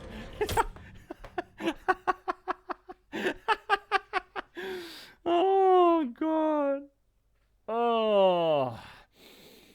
It's like giving the knife that doesn't break to people that finish Resident Evil 2 game. Knife that doesn't break? Is knife actually good in any other Resident Evil games? We're gonna get weapon breakage when we turn into Silent Hill F. I'm looking forward to Silent Hill F. Awesome, but I needed it more in my first run. I mean, I like the NG plus weapon trade of Silent Hill. I mean, I guess it's not just a Silent Hill feature. I remember the first game, depending on what ending you got, you could get a jackhammer or a chainsaw, and there was a katana in there as well. And if you got the secret ending, you got a unlimited ammo sort of sound pistol kind of thing, alien gun. And then there was, I mean, Resident Evil has been big on, you know, unlocking weapons for a long ass time, right? Like a long ass time. I remember specifically the trial runs in Resident Evil 3, the original. I don't remember the runs. It was a timed trial run where you scored points depending on how quick you did it and how many enemies you killed. And you needed points to unlock certain weapons, like, for example, one of those weird-ass 4 rocket launchers. There were the parts to unlock weapons that you needed to play through the game several times to get. Amongst them was a mare's leg shotgun that was just... Mwah. Yeah, but when I beat the game, I wanted it to be harder, not easier, and repeating it. Oh, yeah, because... I mean, there's always upping the difficulty curve, right? I don't know what that actually means here. You can both up the difficulty of the puzzles, which, okay, and the combat. And I'm assuming the combat is going to be more enemies. But I kind of like the idea of adding a little thing that if you just want to experience the game again, giving you an option to maybe not breeze through it, but, you know, have it easier for you.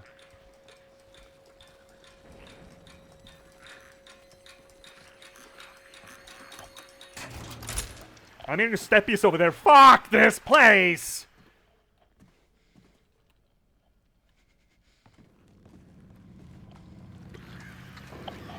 Hi, buddy.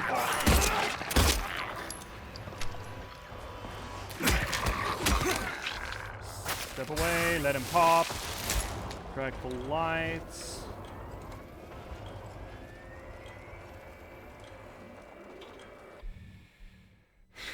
Not hell enough. I'd take away the pistol on finishing the game. That's cruel. Cruel and unusual punishment, that is. Legs? What's that? Oh. It is bad to take when they own. They said they own. What? When one does own, the other can't take. But I cannot own? Should the warden take? No, he shouldn't own. Again, I will take. I will own. So it's a thief?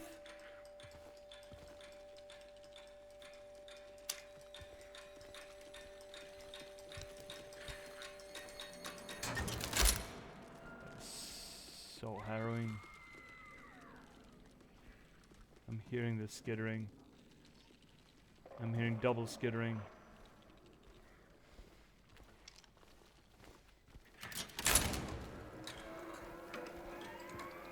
Okay, so I think they expanded upon this segment. There's another one. No! No! You fucking don't. The fuck? Flippy dippy?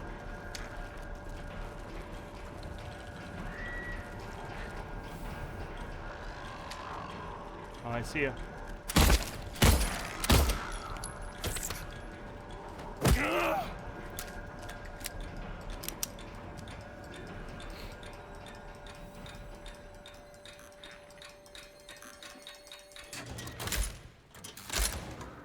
Do lights break? I don't think so.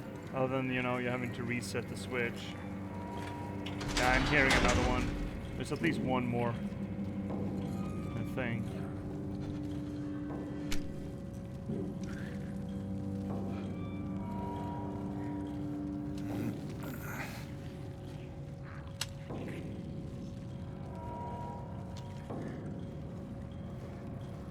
Man, Silent Hill is so good. Oh, actually, I mean, why wouldn't I? There's another one.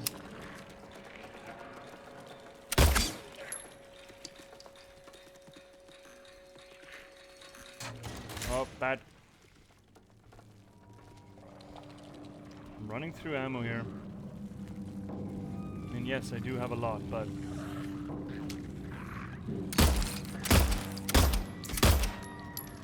that's redundant, but lost bullet.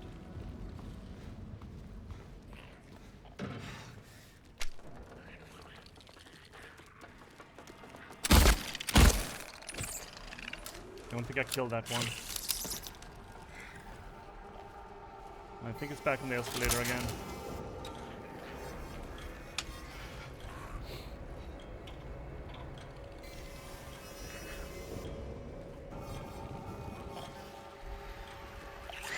Oh, you fuckwad! Where?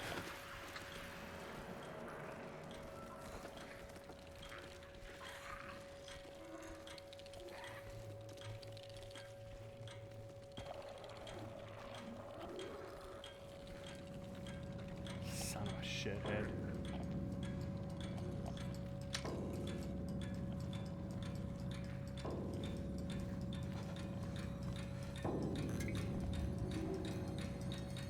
Why do people willingly do this to themselves? Good question. Next question. I love this place. I hate this place.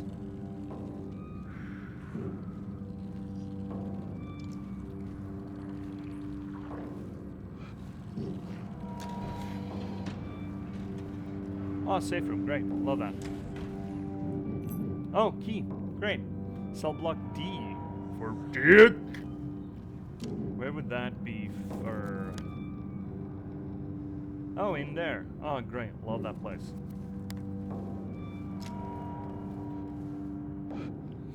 Sunday. Morning route. Disruption reported. C-140 yelling about C-777 haunting him. Claims bars can't hold him. Administers sedative to C-140. Noon lockup. Performing a precautionary search of C-777 cell D5. No traces found on the prisoner leaving his cell unsupervised. Recommend further psychiatric evaluation of C-140. Afternoon route C-140 and C-777 missing from their cells. Alarm raised. Search in effect. Update. Bathroom door barred from the inside. Efforts made to get it open. We don't hear anything from the other side. And nothing on the evening lockup. That's a good text. We've been told, we've mentioned, you know, the problematic nature of storytelling in game, and that's just text dumps, right? That text dump kind of makes sense to have made, right? It's a guards report. It kind of works, and I do appreciate when they actually, you know, make the effort.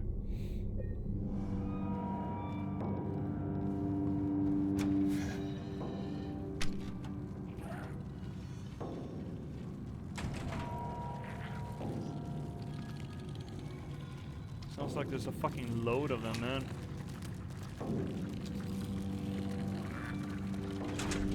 Oh, fuck you. Are they under me? They can be over me in 2 fucking seconds, though.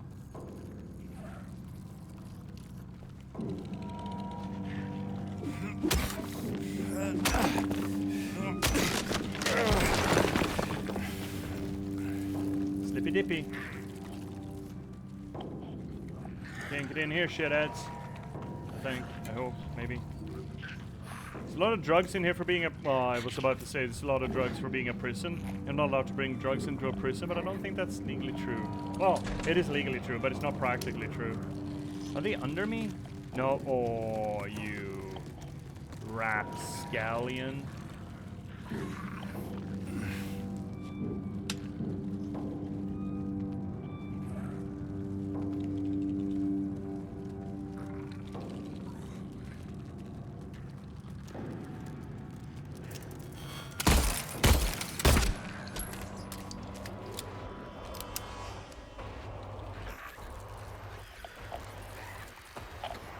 Are they under me, you think? This is a fairly safe corridor, all things considered, right?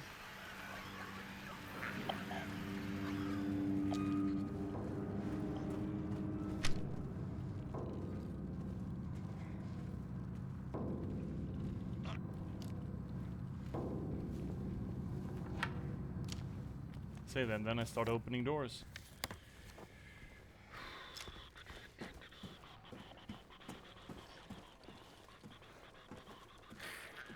And then there's this fucking place.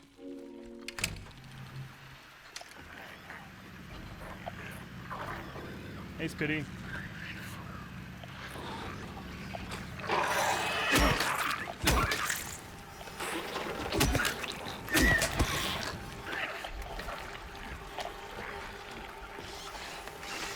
Oh, you cock! You were supposed to pop like a Sith! That's the way! You're not allowed to start scooting around like a little shithead. Son of a fuck. Ugh, God, chat. Ooh, this area seems to me to have been upgraded since the original. What are my friends doing tonight? Procrastinating.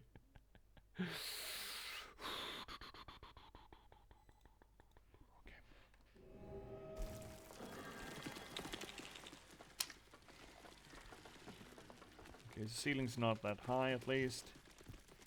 Could flip the switch on. Is that helping? No.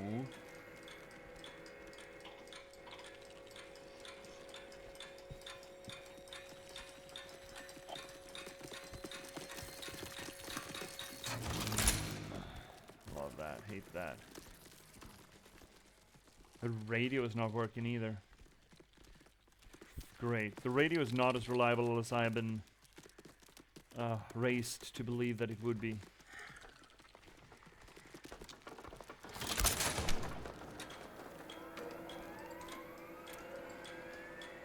That's a door to the outs. Yes, it is.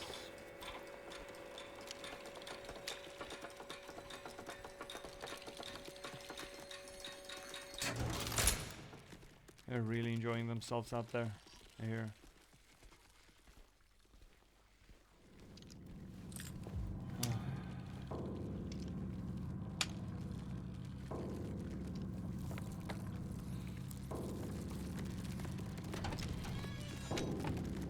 Oh. Oh, this is just the, so this is just a prisoner from, those X-File episodes then.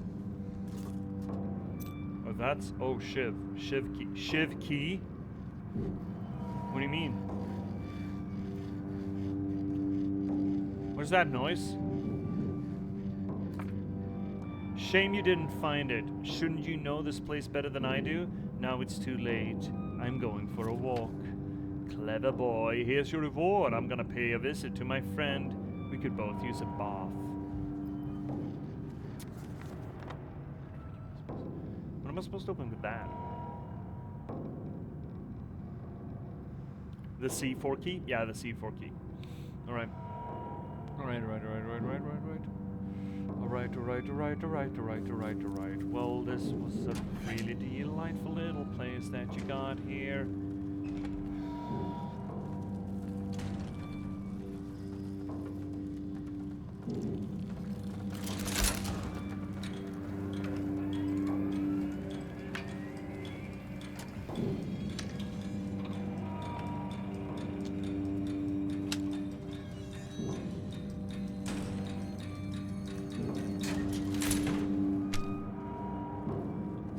That I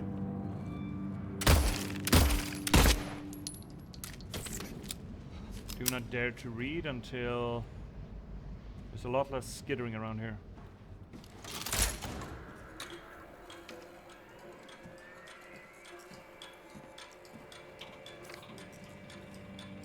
Saw someone walking around past lights out. Again, whichever one of you that was, do I need to remind you that you must never leave your post without prior clearance? Next time I catch you, I'm reporting you to the warden. So there was someone who had a little bit too much fun and just ran around.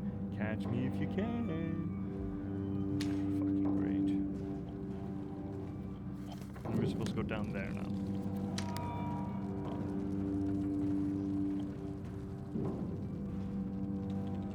These skitterers are so fucking agitated right now.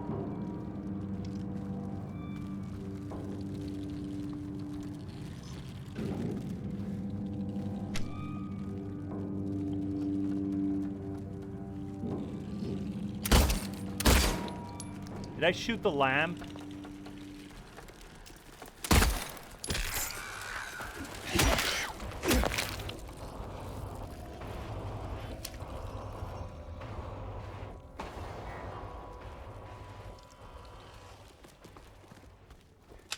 Do these fucking things spawn, or are there just absolutely a gazillion of them?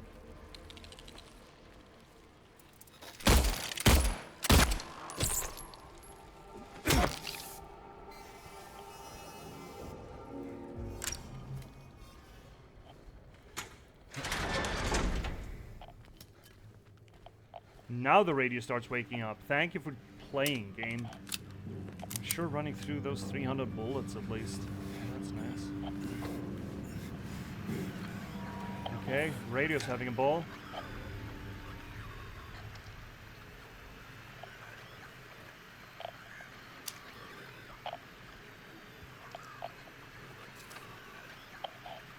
He's coming, I know he is. The bars, the walls, they can't hold him. He'll get in, I still have time. I can make it almost through. I can make it almost through. But he's close, I can feel it, he's coming to finish it. Let him come. Okay. I'm hearing someone back here. Yeah, legs?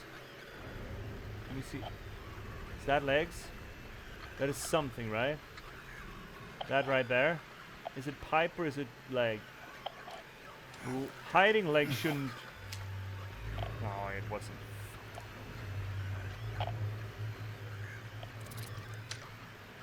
Oh!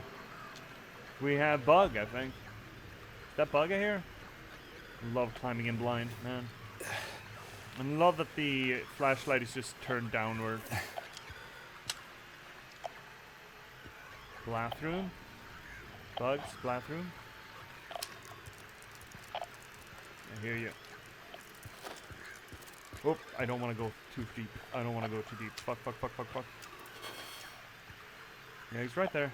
I know he is. I don't want to waste a fucking bullet on a bug. Bug, could you... come hither. I'm not gonna follow you. It's a trap.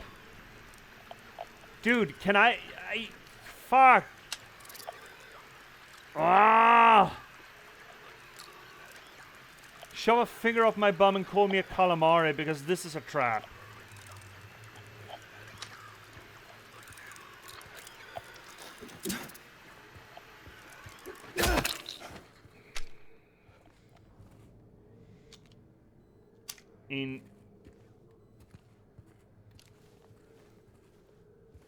Imagine not having a phone with a light. Imagine having real technology and not that fake nonsense. Where are we? Oh shit. Oh right, we needed a bath. A bath, he said. A bath. I don't hear that ticking down though.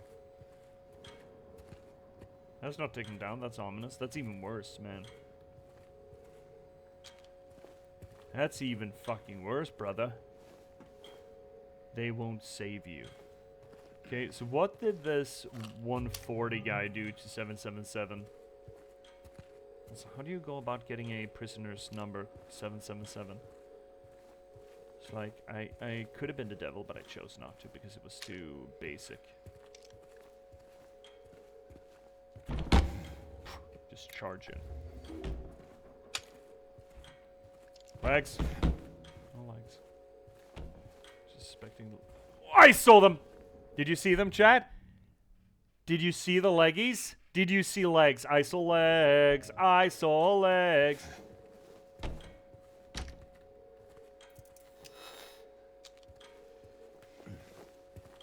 I mean, they're committing to the bit. We'll give them that. You. What? There are 2 doors to the tutors?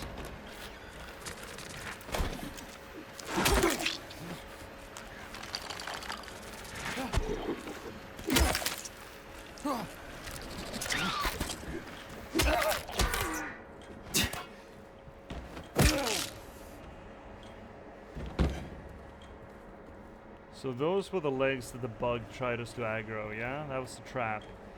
What kind of bathroom stall has 2 doors like that? Because the ambience can calm down. Oh. Oh, of course there's a fucking skitty spitty. Of course there's a skitty spitty. There's a standing spitty too. Standing skitty and skitty spitty. And a nurse? Oh, come on. What was the green light? Never mind. Yeah, it's the switches. Oh, God. Gamers, can you recognize a boss room when you see one? Or a boss room, but like a combat challenge room. Yeah, come here, please. Please, please. Popping like a city. And there was a walker over there too. Yeah, I can see him. He's just wandering off. How much alcohol do you have there? 1 shot glass? I don't know. 3 centiliters? 4 centiliters? Probably 4 centiliters.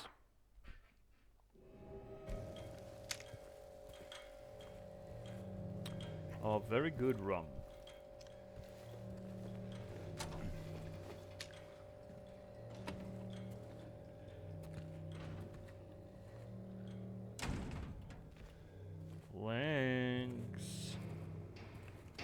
come out, whatever you are. Damn, not enough. It's gonna have to be fine for tonight. I've had way too much to drink this week. I told you you didn't listen. Easy.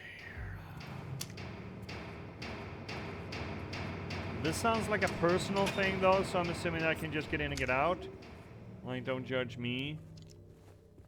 I'm not gonna get involved. If you just want to sort of get one over on an asshole, I'm not gonna get in the way, you know? What do we have? Okay. Maybe a little bit of shotgun action in here. That shit, she's gonna wake up. That guy, I would love to be able to aggro that guy, which I did. Oh, it's a nurse. Oh, great. Okay. Come here, nurse. It's been a while. Why are there nurses here in the prison, though?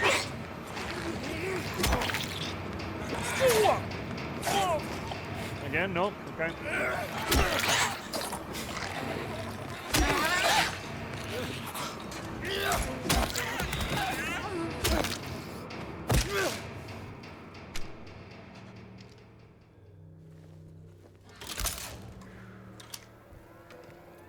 Okay, but that nurse is gonna wake up. We know that. Of course she's gonna wake up. I thought there was gonna be a... I thought it was a spitter. Apparently not. Oh, that's another spitty. Okay, these... there's not gonna be a point to shooting them before they wake up. And that's another spitty. And that's another spitty.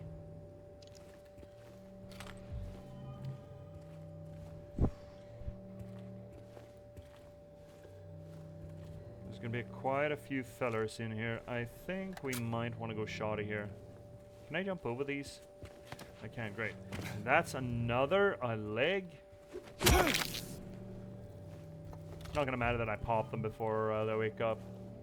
I'm pretty fucking sure. It would be delightful if I could, but I don't think that's how this shit... Oh, that's a lot of mooks. Oh, there's a lot of mookies here, chat.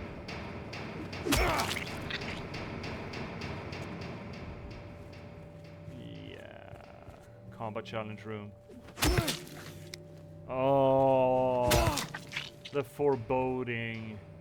I hate that. I mean, I get why they do it though. They do it to piss me off. There's also a lot of ways to sort of scoot, right? A lot of scooties over and through and under and above.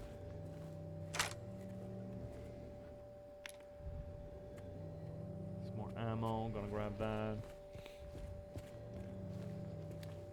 I wonder if we're supposed to just run back here. Probably. Would be nice to just scoot through here. Just get out, you know? Not have to fight our way through all of this.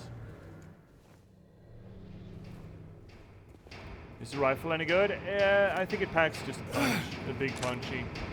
But I would prefer it, I mean... I'm absolutely one of those people who just save all the ammo, all the consumables.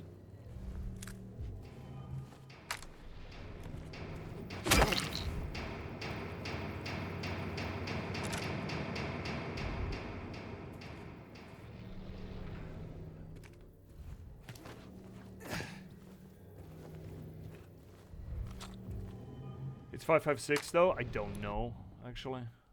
What caliber it is. I don't think the game makes a point out of separating the calibers per se. Yeah, 5.56. Yep, it is. Solid brass spun superior performance proudly loaded in the US by the American worker. Lol. Yeah, you see here, cats? Now you're proving that you know guns a lot more than I do. A lot better than I do. Bugs? This is just a fucking... our X-Files episode, though.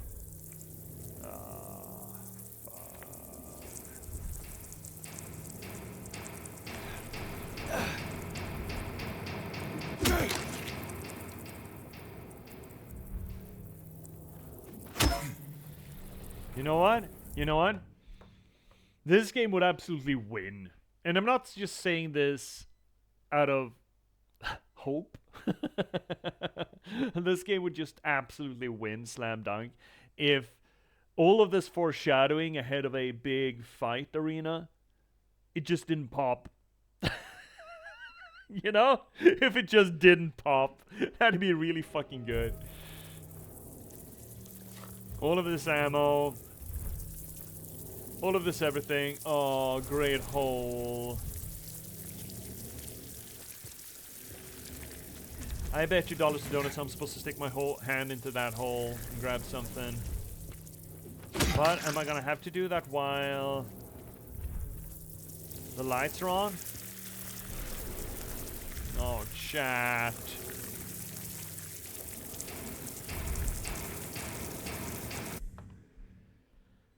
Chat, how do you feel about holes? Ugh. Let's see here, cats. It's just when you picked up the rifle I thought it was a 22 because of how short length bullet it seemed to be. But it's a bigger one, definitely. Yeah, I mean, it's supposed to be a hunting rifle, whatever the fuck that means, you know. Alright, well, let's trigger this nonsense. Yeah, James, dude, I know, man. I know, my guy. Yep. I know the bugs.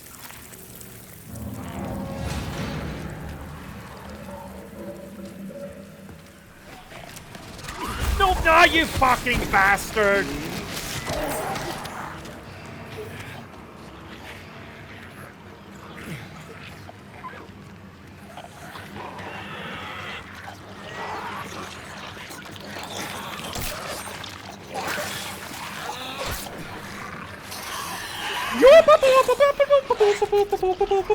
No, you don't. I guess you do. Get through the hole, James! In the hole! Through hole, James! Did it come after you? Hi, Shay. Yeah, I told him. Look, I told Twan. Hi, Shay. I told Twan that you were gonna get really upsetty when you came in here and there wasn't a stretch redeem available. I told him. He did not listen. Twan did not listen. He just snuck in under the radar like an hour and a half ago, to be fair, but oh, big shouty out of Trash Panda Shay. Good. Let's maybe not talk properly while I'm writing things down. Big shouty out to Trash Panda Shay. Good buddy of the channel. Currently playing still, I think, Cult of the Lamb. You're a very good cult leader, it turns out. But how dare, yeah, right? You tell him. You tell him, Shay. You go after that sniper, Twan. You can find him in the bushes, from what I understand. How are you, Shay? And everyone, if you don't already follow Shay, you totally should go do that. Because Shay's a great streamer, good buddy of the channel, as mentioned. And a great hoot to hang around during her streams. And if you're lucky, and you spend your points right, you may even get to hear the mommy voice. That's a Shay recommendation.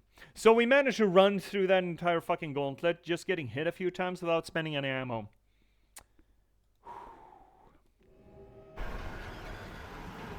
Shay, we're scared.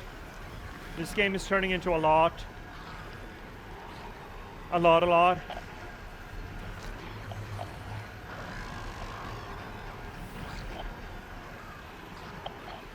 Need to go down, right? Settle down, friends. Can we shoot the rifle once?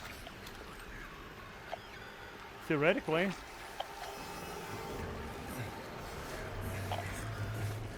Oh, this place is dark.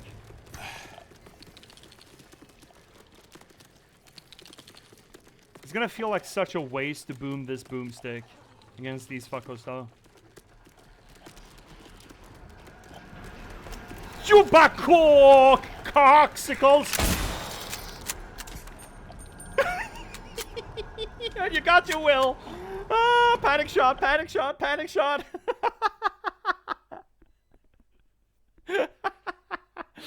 Oh, that was a wasted bullet, but fine. Yeah, we had the added value of being funny. I'm just getting out, right? I'm just going out, which means that staircase, I think. But let's go and save first, because I haven't saved in a god long while.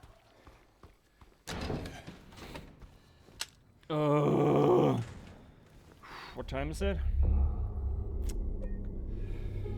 Well, we made a lot of ammo, because we didn't fire a single bullet through that gauntlet, so that's nice. Left all of those little fuckos alone. It's actually very good. It's very good for a bullet economy. Because that shit was made to be, we were made to be fucked with there. Heavyweight, another heavyweight, great. Found in the showers, great. And I love that it's sludgy too, that's very good. Very good, great. Fun, cool. Neat. Don't know what all of these are supposed to mean. Guess we're gonna find out at some point. Alright, here's the question. We have another 30 minutes technically. Hypothetically on stream.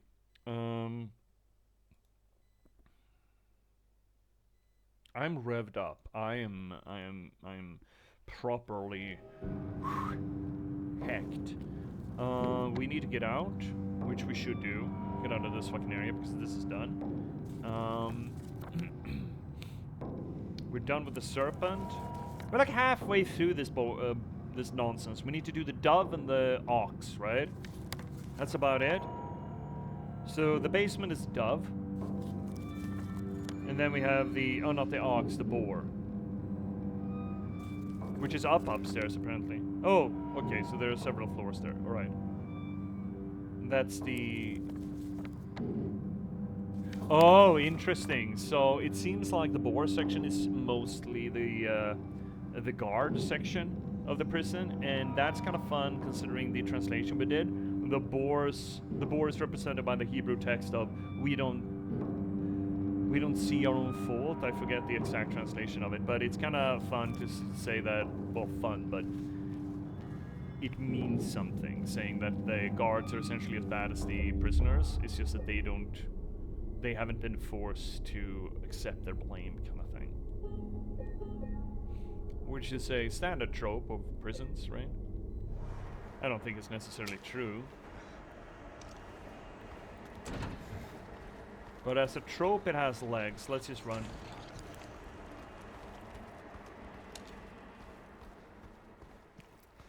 Fuck this. Oh, we're losing frames too. Yay!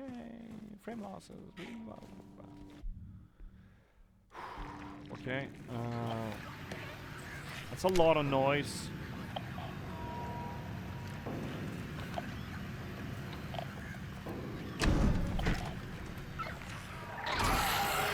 That's not a leg. There's a lot of noise around here. Oh shit! Hi, buddy.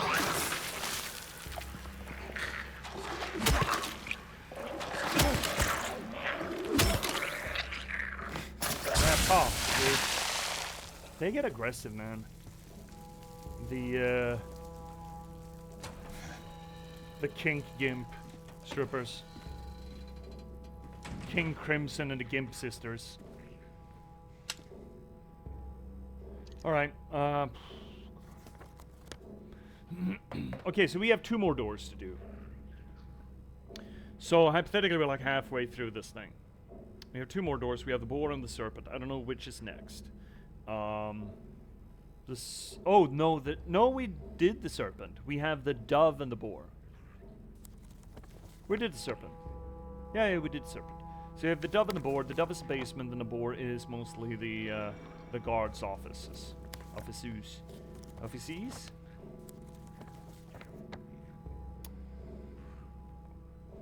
That looks like that looks weird. Is that the female wing, or is it the psychiatric wing? Either which way, I'm sure it's gonna be fun. And it's in the basement, so you know it's gonna be great. Either which way, we have... Yeah, I think you could argue that we're like halfway through this thing. You know what? I like this as an end spot for us tonight, actually. I know we're a little bit early, but... I don't think we're gonna run into a better spot for it. It's possible that we would clear one of these areas before before our regular scheduled time is over. But I will be honest, this place has had me rattled. It's the skitters on the walls. It's the spider legs, man. They fuck me up. They're not that mean, but they more than well make up for it in suckage, as it were. But, you know, be not sad, chat, because you're gonna get more of this tomorrow. Tomorrow we'll be back, and unfortunately, considering Finnick is doing other things, he's busy. He's doing I'm not gonna say the Lord's work, because in context that's a little bit nothing that I wanna. He's doing choir work, and I like choir music, except for the fact that it's very choral. It's a lot of Christian nonsense in there. But he's busy doing that tomorrow. So would spiders be better? I think so, yeah. I think so. It's the juxtaposition, right? And the game is great at that. Making the enemies not thematically incorrect, but biologically incorrect. You know? I think it's part of the whole make them sexy but so fucking wrong. The spitters, you know, the stripper legs and the fuck me pumps, and then you have that fleshy straitjacket thing and no face, dehumanizing them. Same with the leggies. Like sexual characteristics that are wrong. It's I don't want blended. And then you have the leggies that are already kind of fucked. When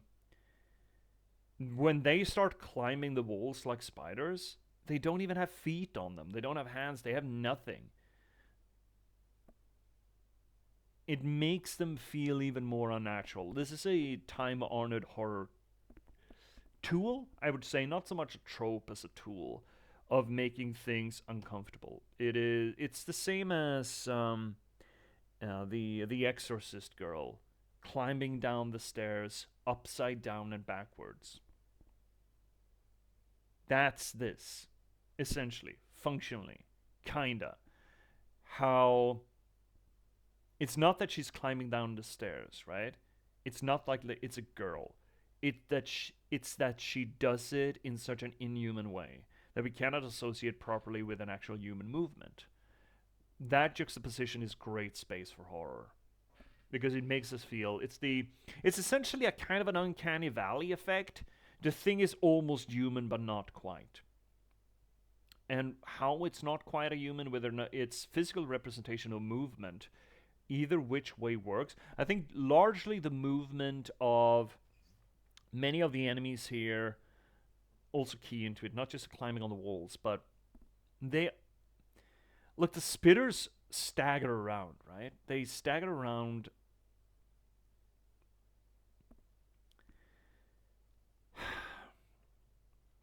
They stagger around either like they've been out all fucking night and they're drunk as skunks, or probably generally if someone just covered your head and tied your arms together and then put fuck me pumps on you, you'd probably stagger similarly. Or, and here's the real kicker as to why it turns the knobs on terrifying even more so, considering what we know of Pyramid Head, potentially like they are staggering back home after being violated. And yet they have these monstrous features. So there's just a lot of, not necessarily just uncanny, but uncomfortable and terrifying associations coming in from a lot of ways, right? Swaps out the creeper with Moo Dang, or as the Canadians know it, a house hippo. What the fuck? That's even worse. Oh, Moo Dang, isn't that the little cute hippo thing from... Yeah, that's worse. That's just fucking worse, brother. It's just fucking worse. I don't want that. I don't want that. I don't want that. I don't want that. No. No. So yeah, I mean, I look, having a problem with it. It's not like I have a genuine fear of disembodied double leggies climbing on walls. It's just that their movement scheme, it hits as it's supposed to, right? I approve of a horror game that generates its scare factor not from difficulty and danger, but from, again, atmosphere, design. Uh, that's kind of where I want it. If it's only from difficulty, then that kind of horror is easy to undermine or shortcut by simply learning how to deal with them or learning how to approach them. So the difficult or the horror of difficulty is a lot easier to circumvent from the player's side, which means that your horror is going to have very limited shelf life once you put it out there. It's going to stick with the player for like 2 seconds, and then it's not going to be horrific anymore. I think a lot of Resident Evil suffers for this, considering Resident Evil is largely an action game, much more so than a horror game. They have tried to circumvent that, especially in 7. 7, I think, did a pretty good job of not giving you the tools to just circumvent things in the same way. They've fell apart from mid-game and onwards in that regard, but largely the first act of the Resident Evil 7, very good. Pitch perfect in that. Well, pitch perfect, I wouldn't say, but very good. But as with tradition, Silent Hill manages to generate its fear factors not from difficulty. Silent Hill has never been a traditionally difficult game. That's not the point. The horror of it is, well, design and atmosphere. And design and atmosphere, just, you have so much more control over that as the game developer. If it's harder to generate, but when you are capable or skillful enough, masterful enough to generate that, you have a great control of when you want that to kick in. As we've been able to tell with Silent Hill, we talked about the pacing of it, how it slows down in parts, how it raises the stakes, and then just like Dreaming, it sort of cascades and crashes, and then it slowly builds back up. Silent Hill is superb at generating or thriving in that anxiety space. And that's what the creepers are generating, that anxiety. It's the same as the shower room that we just went through. All of the bodies on the floor indicate strongly to us that they're going to come back. They're going to stand back up. We know they're going to stand back up the moment we do the thing we're supposed to do. And that anxiety makes the room so much worse than it otherwise would have. We know what's coming. It's not about jumping. It is not about frightening us with a jump scare. It's about building up the promise that things are going to get hectic. Things are going to get bad. Alright? Just so you know. Seer cats. It's probably funny until Pyramid gets near one of them. I would not want to see the Pyramid Head scene. The initial one in the apartments with one of those hippos. Poor bastards. Poor little guy. Alright, well, that's going to be it for tonight. I enjoy that one. God. Oh, I enjoyed that one. That was a good one. That was a good one. Oof. Oof, and or doof. Silent Hill is a marvel. So next time, tomorrow, we're probably going to be able to knock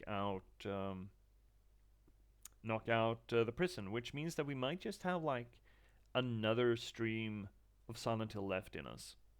I don't know how long it's going to be. I don't know how long the hotel is going to be, but if I don't misremember, I think, sure, there is a bit of an other world in the hotel, but it's generally just the run up to the end. I don't think it's a big dungeon there. I think after the prison, it's essentially just story horror. Not exclusively, but mostly. That's the original, and that's how I remember it. I may be incorrect. I know there's a little bit of finagling up in the hotel, but not a lot. But we'll see. So we may not have a lot of streams left, which would be nice. I'm looking forward to heading into Silent Hill F after this. And I also really want to get into the game that I picked up that we're going to insert somewhere, which is called Death Howl. I think that's going to be a keeper. If it's not, we'll just move on with the program. But yeah, so thank you so much, everyone, for joining us here tonight on this little channel, this little corner of the universe, the internet, and all things Twitch, where we do literary theory to the games that we play. That is to say, that we do close reading, structuralist analysis, deconstruction, anything that we can get our hands on to try to make sense of maybe not so much what the story is, but how it's being told. We do this work not just because it's fun and it's elevating the media, but also for my own solipsistic wants and needs. You see, narratology and storytelling are near and dear to my heart because I'm an author. I'm a writer.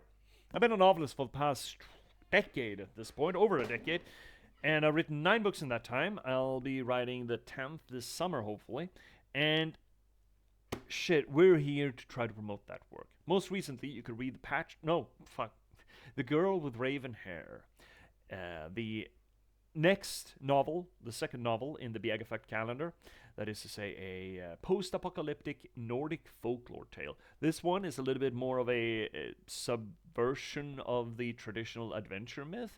I think it's very good. I hope you're going to enjoy it too. I love it tremendously. I'm very nostalgic about this one hitting the shelves. I've been humming along to a Wild World, Yusuf Islam's Wild World, for a long while as soon as this went live. So please go and check her out. If you want to read more or elsewise of me, well, you can either read The Patchwork Sovereignty, the first novel in the Bjergefakt calendar, also post-apocalyptic Nordic folklore, kind of like a low fantasy folklore version of LA Confidential or Chinatown, or The Last Box, transhumanist cyberpunk thriller about a bit of gaming code that kind of wakes up and gains sapience. You can find all of these novels and descriptions of them and links to where you can get them on the first link down below. Is going to get you to my publishing site, J.P.S. If you want to join this growing community here on the channel, second link down below is going to get you to our Discord. If you want to see what else we played here previously on the channel, third link down below is going to get you to our YouTube archive. And if you want to give a little bit of a kickback for the work that we do, the last link down below is going to get you to our Buy Me a Coffee page. Or you could just, spend your Bezos buck. You don't have to spend it here, but you should spend it somewhere. Or for that matter, just ABB, baby. Always be buying books. Buy the books, read the books, review the books. It helps so goddamn much. I can't even explain to you. Or just refer the books. Put them in the hands of people who might enjoy them. This is all about distribution, right? It is all about getting these things to people. So anything you can do to help with that, it's the point, right? It's the point of the channel. So thank you so much, everyone, for being here. Chat, I will be right with you. We'll talk about what's coming up this week and changes to the schedule, because there's still one change that we need to deal with. But the people who don't care, hi, YouTube.